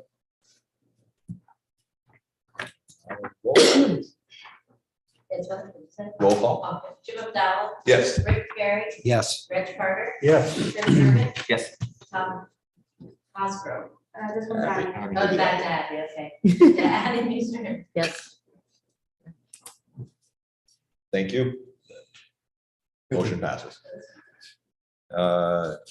Moving on to application number 5, 22-04 Frontier Property Management Subdivision. Applicant is Frontier Property Management. Plan preparer is Dean Lajoie LS. Shalice, if you can provide a summary, please. So this is also a recurring application. You guys saw the sketch review in February. They are proposing, it's easier if I show you the images. One large parcel outlined in the bold red is one existing parcel bounded by Rinkerhoff, Marion, and Protection Avenue. They are proposing to subdivide, the property along this line right here, creating a new lot 2 here that will later be merged with these neighboring parcels owned by the same owner.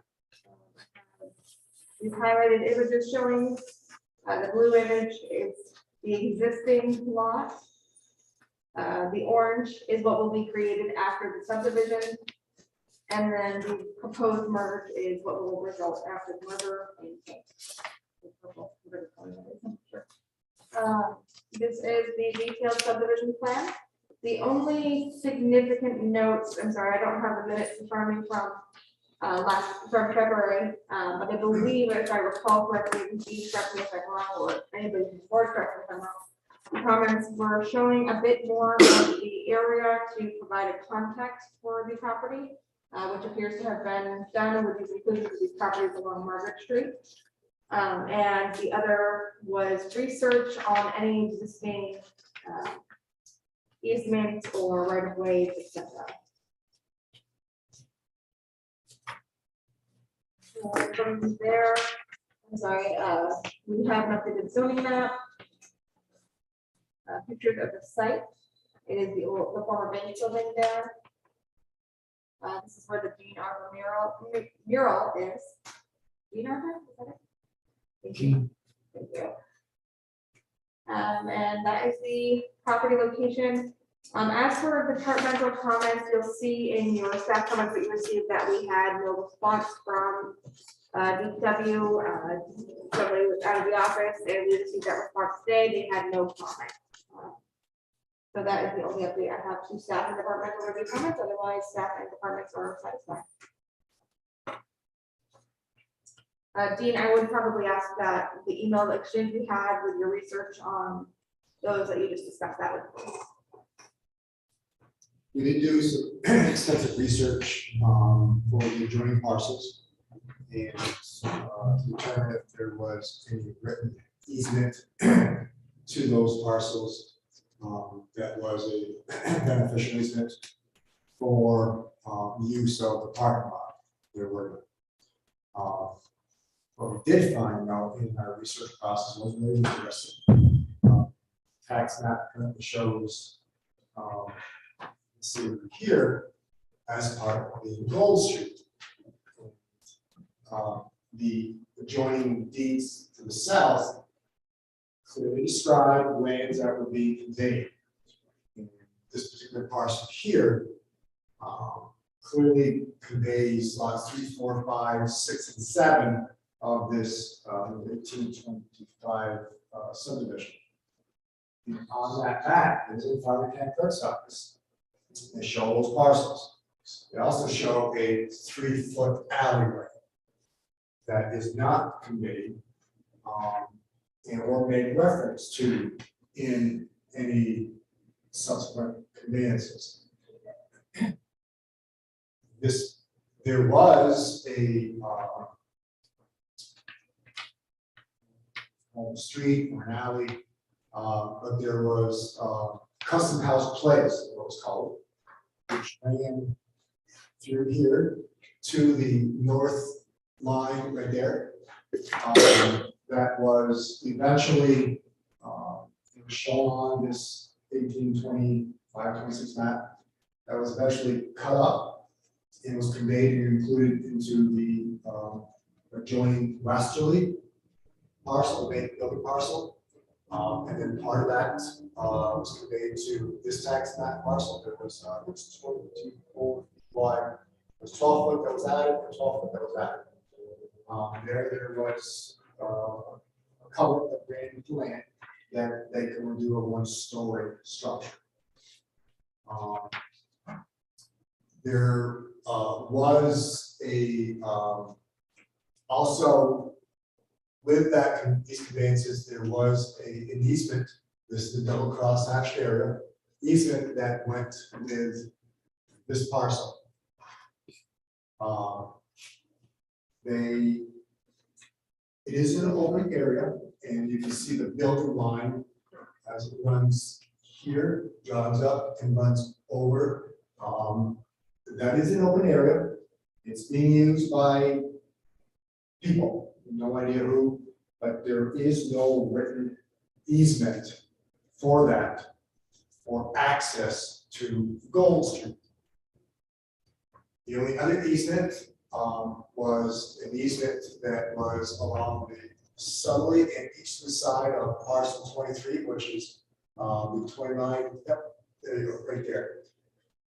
There was an easement on the south side and east side. That was an easement that went with parcel 23. But with the conveyance eventually coming into Frontier Property Management, the easement then becomes non-existent. There is no need for the easement, being that Frontier Property Management owns both parcels. Has something to do with the building that was there, the 3 or 4 story building that was there was the furniture store, warehouse. So the city did do an upgrade to electrical service, lawn protection, and they did do an improvement. They can improve it. A new retaining wall that runs at a diagonal, which is on lands of the applicant. He has no problems with that being located where it is now. I know the city property is being used by others for refuge storage. But we have discussed the matter. Just to give you a record, the hatched area represents building area by each respective parcel. So parcel 16 has a building, and the northerly piece, north streets go up right there. That is this second building, which was formerly the Knights of Columbus parcel. And but there are catwalks that go across from the southerly building to the northerly building over the walk area. And these are the same parcel. Correct. Same, that's right.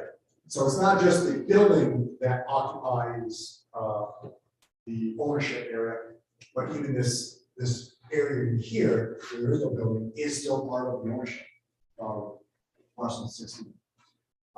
They also picked up the easterly 12-foot section of what was formerly Custom House Place. Again, they also had a restriction to a 1-story building like home. If you go there and you look at it, each of these parcels have just 1-story building, where these are multi-story buildings. The bank building was originally here for lots 9, 10, 12, and 13. They had at some point in time added on to that building. It is this area here, this single hatch area. That is where they had, from my understanding, storage. There was a break room for employees. There is one continuous building. There, as part of requirement by the planning board, they wanted to see you would call for and ask for an easement in the form of deed. But in reality, what was happening is once this parcel is conveyed, when we talk about it, there is an easement. We provide a draft deed for lot 1 that also included a easement for access to the parking, along with an access there's a rear entrance doorway. And also there was just in the last year or two, there was a underground gas service lateral that was installed from Protection Avenue across the parking lot to the bank building. that has also been incorporated into this draft deed for lot one, for conveyance of lot one. So there were actually 3 easements that are beneficial easements for lot one. Lot two, you also requested a draft description that was to include any easements that are going to be impacted, which are encumbrance to the property lot two. And those are the same easements that are going to be conveyed to lot one. There were no other easements from anybody else that affect the property. That draft description was also forwarded on.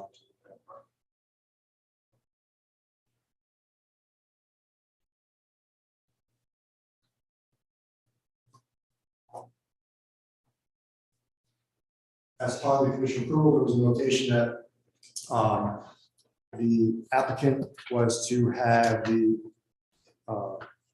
easement deed, I think that's how it was referred to, recorded, and they made reference to on the map of that recording. Normally, once lot was conveyed, that could be 2 months from now, could be 6 months from now, could be 9 months from now. There's a time factor as to when this map has to be submitted back to the city for signature. So I did explain to the applicant this morning that there will be, keep maintaining lot two. Lot two, in the merger of 2 of the tax map parcels, will be conveyed to himself if he required the merger. So that's going to happen. Lot one, we are going to move forward and have a conveyance to the current applicant. So it stands as a standalone lot with those easements that were requested and are recited in that draft deed description. Then that information, once recorded, we've already talked to the attorney. He's going to work on that as quickly as he can. We're hoping to, I think there's a 60-day requirement to use maps back to signature. Explain that to the attorney, so we're working on that, it's a problem. So we'll get those deeds on file, and then we'll provide that recording data that's requested in the staff report and show that on that.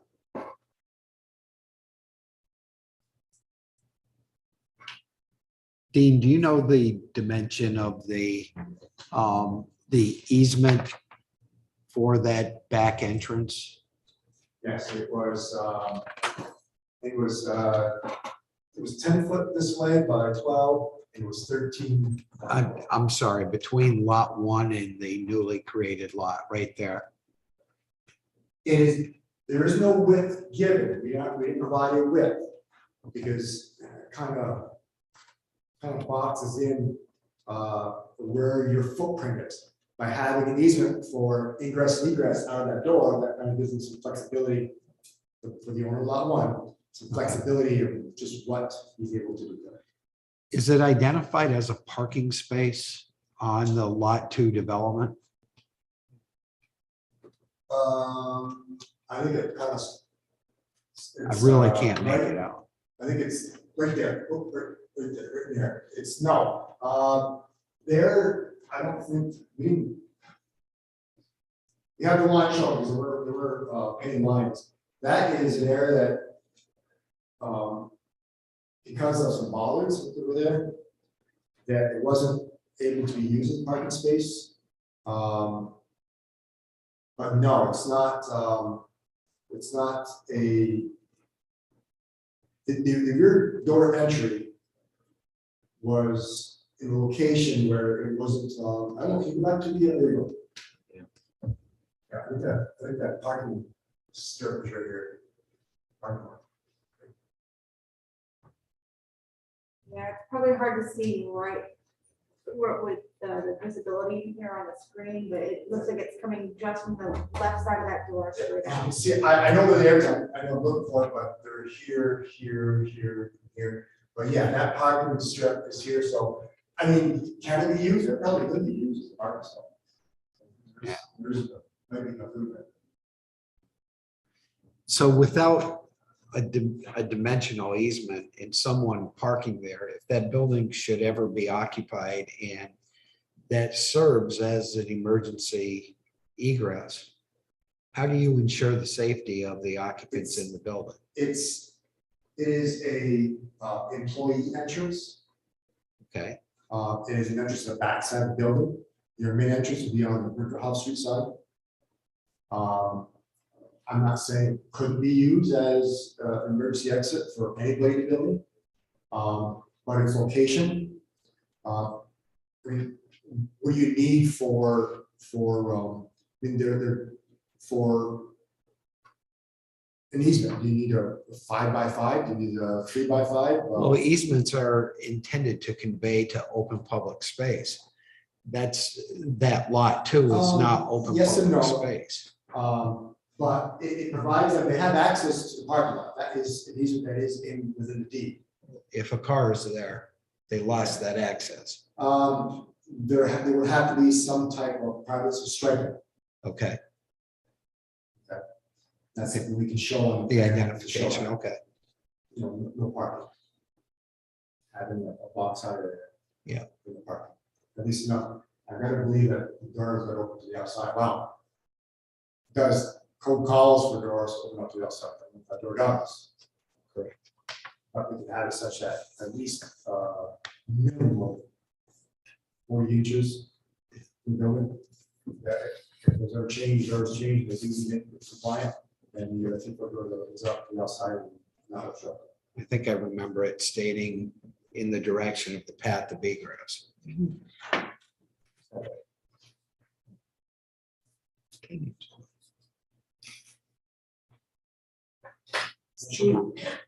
Thank you. I think it does. Here. So do you have a copy of that? Which one, I'm sorry? The draft easement Actually, description for lot one? I don't believe I received that. Did you attach it to the email exchange you Yeah. had? I can go. I can make sure that does, is where that it is, it goes to the, Marion Street Public Way. He's put right away.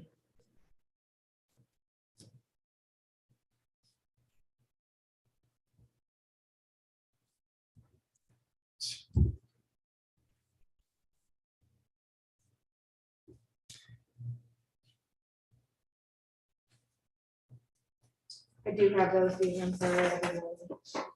I don't have them on this computer, but I did receive them. I think, I'm not positive if we did, but if we did not do it, it would be revised. Okay, thank you.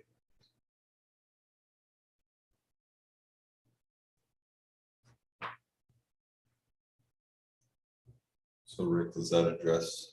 Yeah, that addresses the concerns that I had. I mean, I guess ultimately to add to that, it seems like probably best coordination between the attorney and the building department to just make sure that the egress to the public way is appropriate. You know, that is defined appropriate. The attorney would be the one that would call that. However, once again, however, that, you know, you'd hate to have lot one have issue down the road because Again, by having more of a blanket description provides you more movability than having some kind of really defined. But we'll make sure that the wording is there, that it is to Marion Street. The current language is together with an easement to the party of the second part, their heirs, successors, and assigns forever for ingress and egress over the remaining lands of the party of the first part to gain access to the rear entrance doorway of the former bank building. So I'm going to update that to include from the doorway to Marion Street.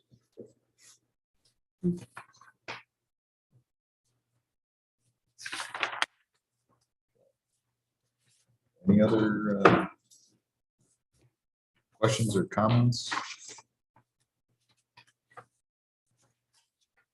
As to the proposed subdivision? Okay.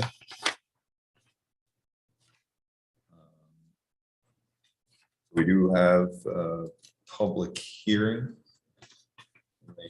Motion to open public hearing for any comments an audience member may have, or is there anybody online?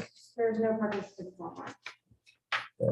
No participants online, no one stepping up from the audience. I'll move to close the public hearing. We do have a draft seeker resolution 22-04A. Shalice, we have a part 2 to review. So as before, I will read each question, and if I hear no response, I will check no or small impact may occur. If you feel that this warrants further discussion, please speak instead.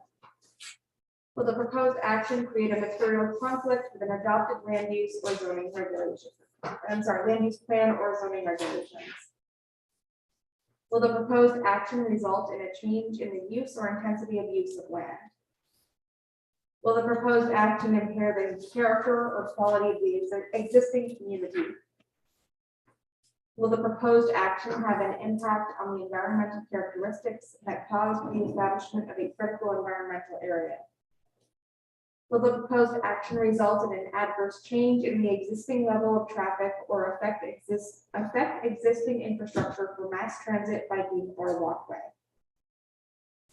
Will the proposed action cause an increase in the use of energy if it fails to incorporate reasonably available energy conservation or renewable energy opportunities?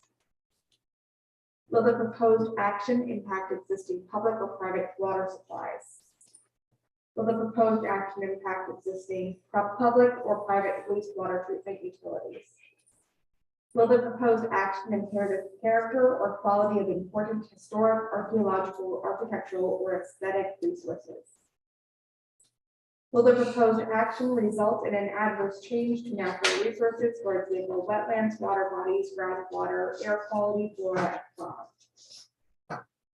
Will the proposed action result in an increase in the potential for erosion, flooding, or drainage problems? Will the proposed action create a hazard to environmental resources or human health? Hearing none, I will complete part 3 in coordination with the chairman. Okay, with a completed part 2 and part 3, and we do have the draft seeker resolution 22-04A. Have a motion for that seeker fence.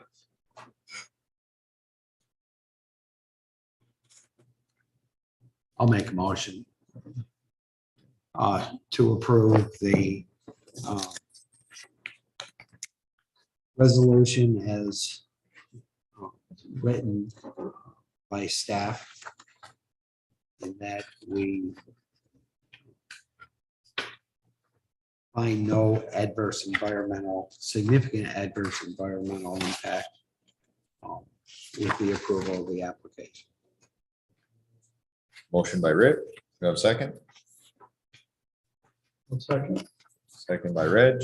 Any further comment? Roll call. Jim McDowell, Yes. Rich Perry, Yes. Reg Carter, Yes. Kurt Jurgens, Yes. Tom Castro, Yes.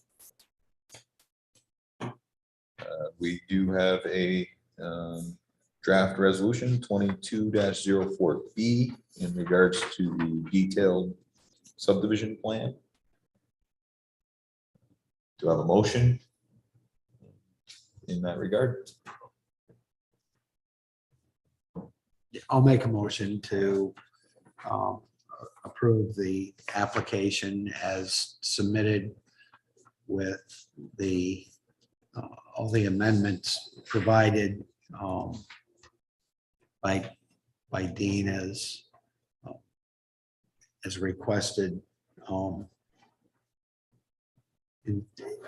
without additional condition. It's everything we had asked for, you had provided. Yeah, addition is the clarification. Correct. Thank you for. Yeah, with the easement from the rear exit entrance of the building to be conveyed to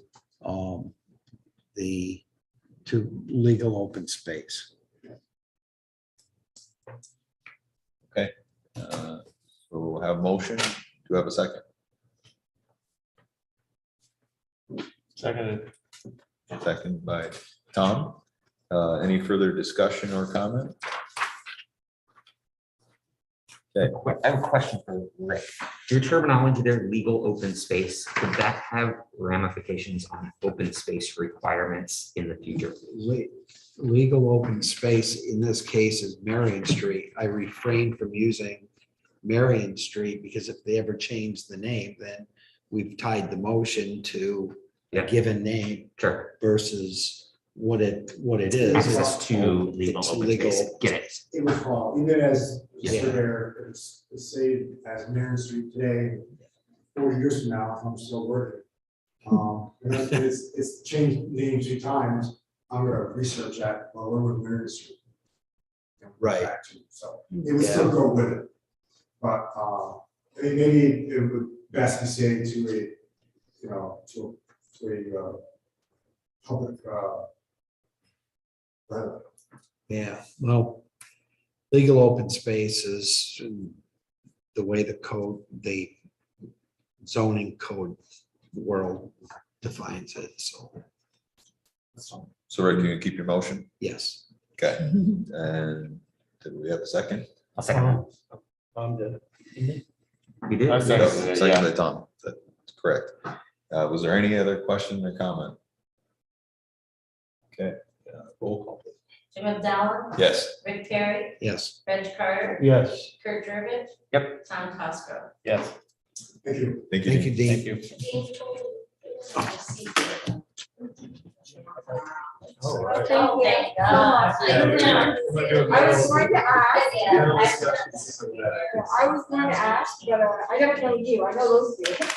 Sorry.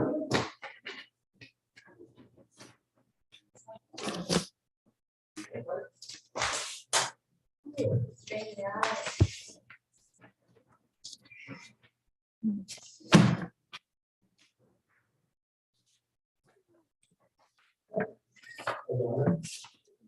It's now.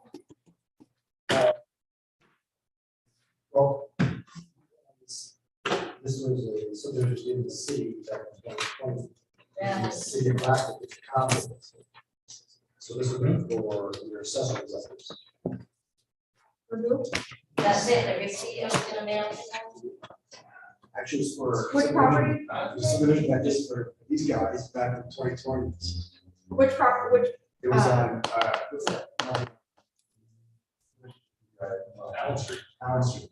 oh, But the county clerk's office will give notice to each municipality, in this case here, the city. When it's map filed, they'll send a notice or receipt to the city for map file. That's what this is for. okay. So We don't we get have- those often, so. Okay. I guess they don't ever get filed, I don't know. Needs to have been subdivision maps filed, so like that's. All right. Thank you.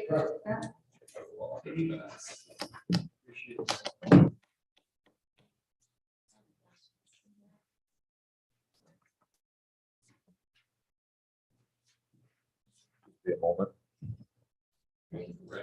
Need just a brief break.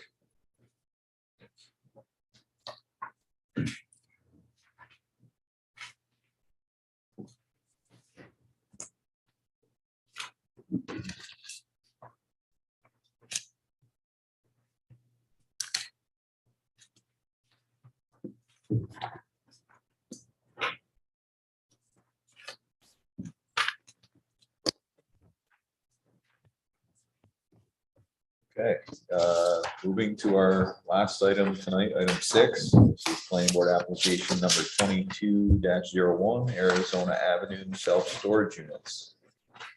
Applicant is WJV Properties. Plan preparer is RMS. Project representative is Thomas Bernane, but he's not here. Okay. So Shalice, do I have a brief summary? Sure, so this is also a returning project. You guys saw this one in January for sketch review. At the time, Aaron, please correct me if I'm wrong, I believe the only comment at the time were regarding the lighting detail, and there were some questions regarding landscape buffering between that and the residential neighborhood. This is the free space there. This was referred for third-party review. We have received initial comments back from the third-party review, and a response was received by our forwarded on, along with a revised stormwater plan. We have not yet received back the final comments from LaVerge for that. If the board is inclined to approve tonight, they can place a condition of approval that those final comments may be satisfied for signature on the plats. I'm sorry, the plan. Other than that, all staff comments have been satisfied. Departmental comments, we've received no further comments this month from any other departments. In January, there was a comment by DPW for access around the fire hydrant. Located near the corner of the property, near the intersection there. Otherwise, there are no other concerns by staff or the city at this time, and I will hand it over to the applicant.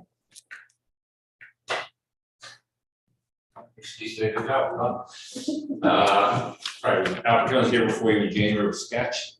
The only real comment I recall was additional landscaping along the north edge, built the residence on the far north side there. And then also public works comment, I think it was more towards the fire hydrant they have here, proposed bollards around the existing utilities within the easement to protect that. We still have over 20 feet between the bollards and the built, so plenty of room to get in front of those doors without any problem. So we provided you with the final grading plan, a landscaping plan to address the buffering issue, a full stormwater report, the landscaping, lighting, as far as really typical self-storage, very minimal dark sky downward projecting wall packs. There's a few of them on the outside of the building. There's no other site lights, making this glow at night, so it's very subdued. So we have the landscaping plans, but we've also provided landscaping with surplus residents on the southeast side with the neighbor, although it is the town, they are residents, so we provided some landscaping there. We did respond to LaVerge's comments. They were relatively minor. We provided a written response. Really didn't change anything of the plan. It was more to explain the rationale why we did what we did. So we submitted that review to LaVerge last Thursday. We faxed it out to them. They obviously had a chance to review it, but we understand that site will be conditioned upon LaVerge giving a final blessing on it, like they have with other projects. So pretty straightforward. Nothing really changed as far as the layout from last time you saw it. So if you have any other questions or comments, concerns, we're happy to address them.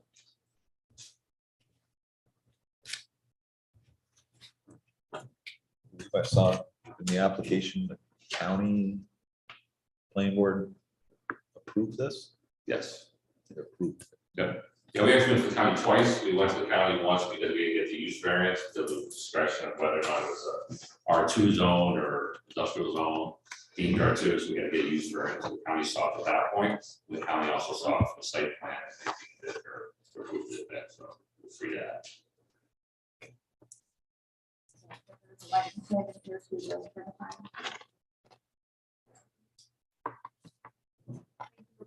Jim, yes, sorry, the county did provide their approval at the April 16th. I guess my bigger point was they approved it. They like the idea. They liked it. So, Yeah, I mean, you look at that piece of property, the number of easements that crisscross the next to the substation, right in or goodness, a bunch of stuff. Too much of the uses that anymore. For county. with that said. Yeah, I do have a few questions. So I'm looking first at the shrub and tree detail plan.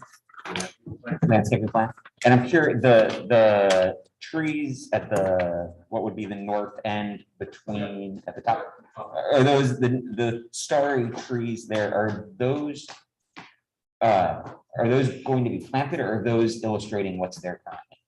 No, the dark The things that you see there are new plantings. New plantings, Right, okay. those new plantings, because we're concerned that, you know, you look at this review, it wasn't a densely wooded separation, so we're proposing new evergreens that area to provide additional. Okay, and those along South Peru Street, Yep. so are the- those new plantings or is that Those are existing? new plantings also because of the residents that are across the street of the town Cool. side. Okay. And then I'm curious about fire truck access to, I think, what is building 6, which is the small one in the very back. This one back here. No, that one, I think you could get to that one. Yep, we give truck transport, but there is plenty.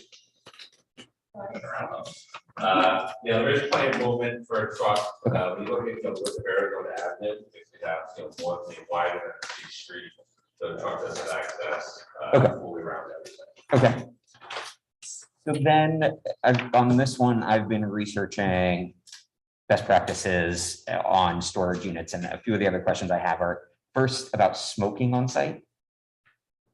Smoking allowed. I'm interested in the fire hazard and hazardous materials, which I mentioned before in our lease agreement that there will be not hazardous materials that will be stored. no hazardous materials. Right, that was seen previously. Okay, excellent. To answer your question, Okay, and smoking? I can't control this. I mean, I can put a no smoking sign, but Yeah. But it's 40 feet in a public road and people smoke right here on the front steps. Well, it's illegal to smoke on city property, but well, so then I'm sure we can put no smoking on premises. That's just a lease. So, you know, Yeah. yeah, that's all I'm curious about. Yeah. Okay. Curious for. And then I'm also curious about, so I've been looking at other communities that have that have ordinances for self-storage units. And some list prohibited activities like flea markets or selling of goods out of storage units. Yeah, that's actually pretty standard for a lease itself and not use that as a yard sale, garage sale. Okay. I have a contact in Queensbury who has, I forgot the number, but they listed all of it just to prevent any of that, so. I would imagine that was something you would need a acre to. I'm sorry. I would imagine it was a self-storage on the street.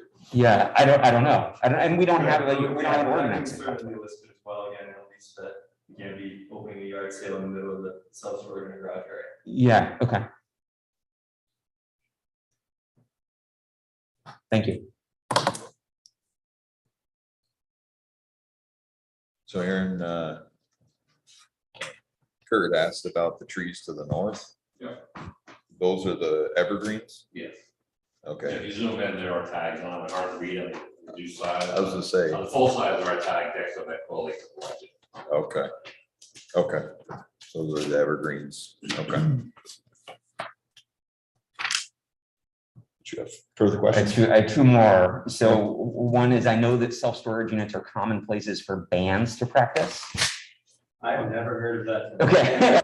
Okay. So I know this from personal experience. So, but this one is in an R2 zone. And so I'm worried about noise pollution to residents around. And I know this one you don't have electricity in the units, correct? Correct.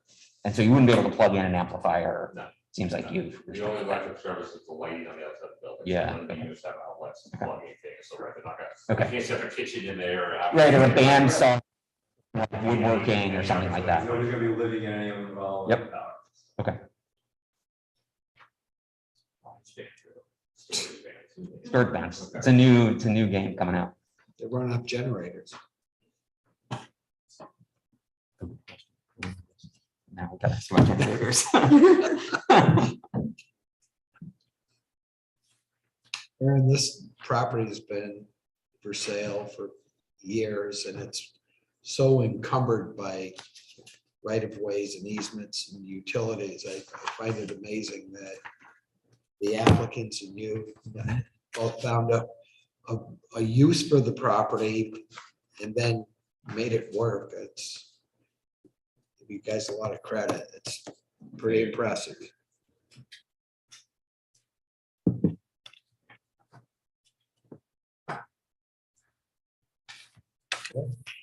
Any further comments or questions? If not, we do have a public hearing. Move to open the public hearing. Anybody in the audience? Anybody online? No one online. Okay, with no one online or in the audience, I'll move to close the public hearing. We have a draft secret resolution 2022 or 22-01A. Shalice, you have a part 2 to review with the board. We do. This was a full seeker. Been around since we've had one of those, so I don't recall, did we go through all the Does- individual ones, or is it just that main? Does the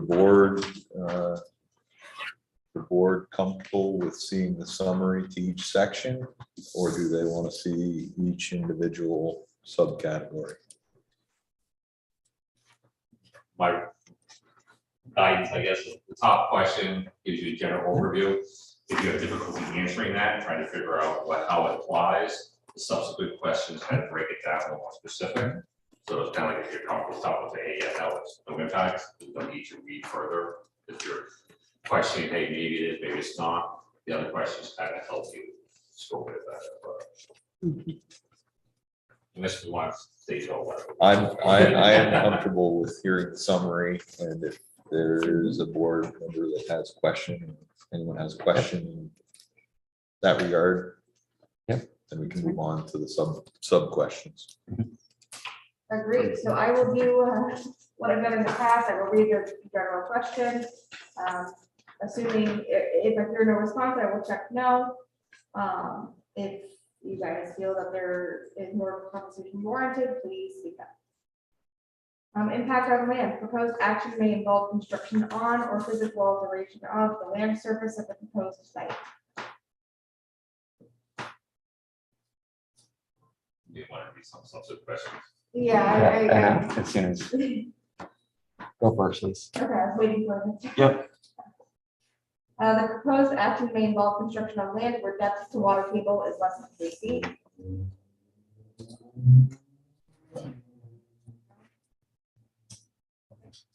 The proposed action may involve construction on slopes of 15% or greater. The proposed action may involve construction on land where bedrock is exposed or generally within 5 feet of existing ground surface. The proposed action may involve the excavation and removal of more than 1,000 tons of natural material. The proposed action may involve construction that continues for more than 1 year or in multiple phases. The proposed action may result in increased erosion, whether from physical disturbance or vegetation removal, including treatment by herbicides. The proposed action is or may be located within a coastal erosion hazard area or other impacts.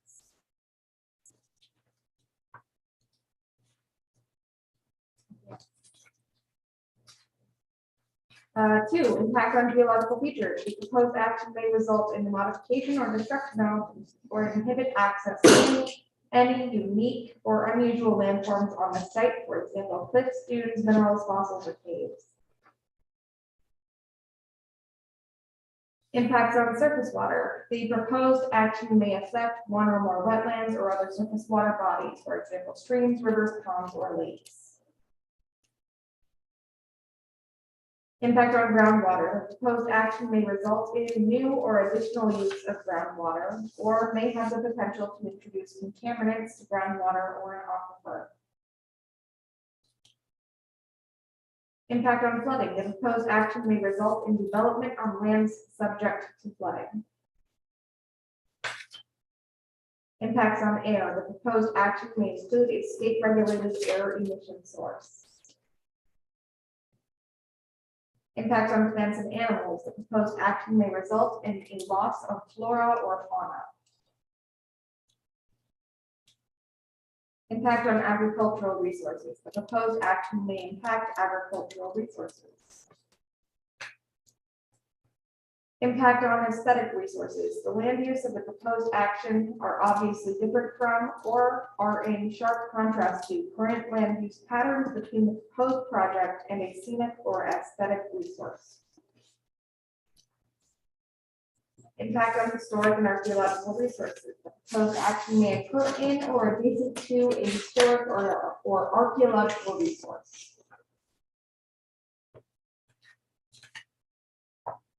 Impact on open space and recreation. The proposed action may result in a loss of recreational opportunities or a reduction of an open space resource as designated in any adopted municipal open space plan.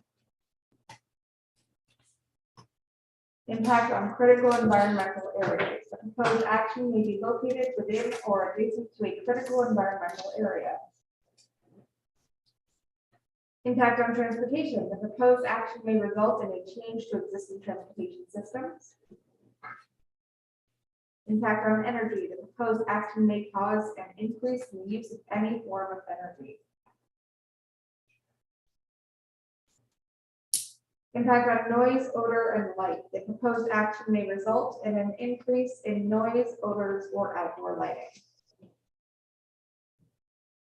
Impact on human health. The proposed action may have an impact on human health from exposure to new or existing sources of contaminants. Consistency with community plans. The proposed action is not consistent with adopted land use plans. Consistency with community character. The proposed project is inconsistent with the existing community character. There are no responses. I will report the part 3 is adjourned. Okay, with the completed part 2 and part 3, we do have a draft seeker resolution 22-01A outlining draft findings. Do I have a motion to accept that? Make a motion on seeker 22 dash, what was our number here? 01-2. Oh, 01A. Okay, motion by Kurt, the second. Second by Rick. Any further discussion? Further discussion? Roll call. Jim Abdallah, Yes. Rick Perry, Yes. Reg Carter, Yes. Kurt Durbin, Yep. Abby Newsome, Yes. Okay, now we have a draft resolution 22-01B. The detailed site plan. Do I have a motion in regards to that resolution and then any conditions, based on the discussion here tonight? I'll make a motion to approve resolution number 22-01B regarding the Arizona Avenue self-storage units site plan as drafted.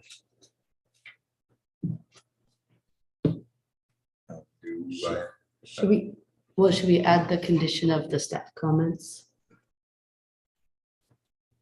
I'm sorry. Would you like to amend your motion to add the condition of staff comments?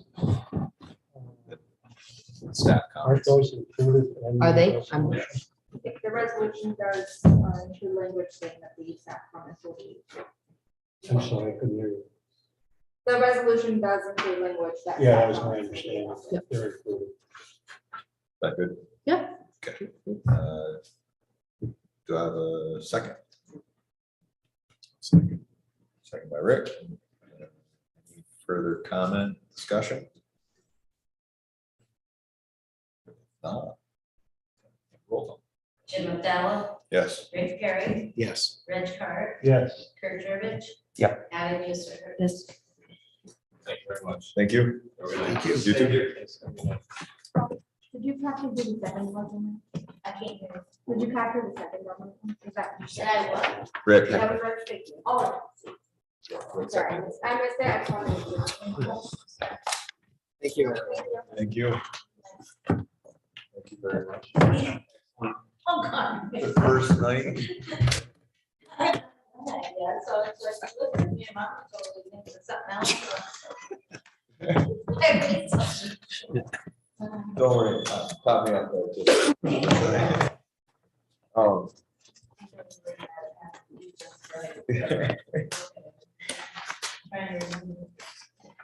Yeah, guess, I don't think we had any. Did we have any updates for other business? Shirley? No, just I included just a little bit status updates for staff that I'll probably be there going forward. There's no real updates at this time, other than, I think since the last time we met, we finally had a comprehensive plan, last meeting. And Parkside has had one, and Harborside had a public hearing or a public meeting this Wednesday night, at the public library, I think at 5 p.m. 5 or 5:30, something like that. Yeah, don't quote me on the time, but it's on the city I might have website. done it wrong. What is it? The Harborside Master Plan. So it's for the area kind of behind the train station where MLB used to be and where the Martin Learning Center is, and also the waterfront area across from the river from the police station behind Stafford. And they surely have reviewed, they have options and discussions. Supposed to. Yes, what's gonna happen or what may occur down there, so it's definitely a good thing. Yeah. Get out and take a look at things. And when is it? Wednesday night. Wednesday evening at the public library, I believe it's 5 p.m., it could be 5:30. Give me 1 second.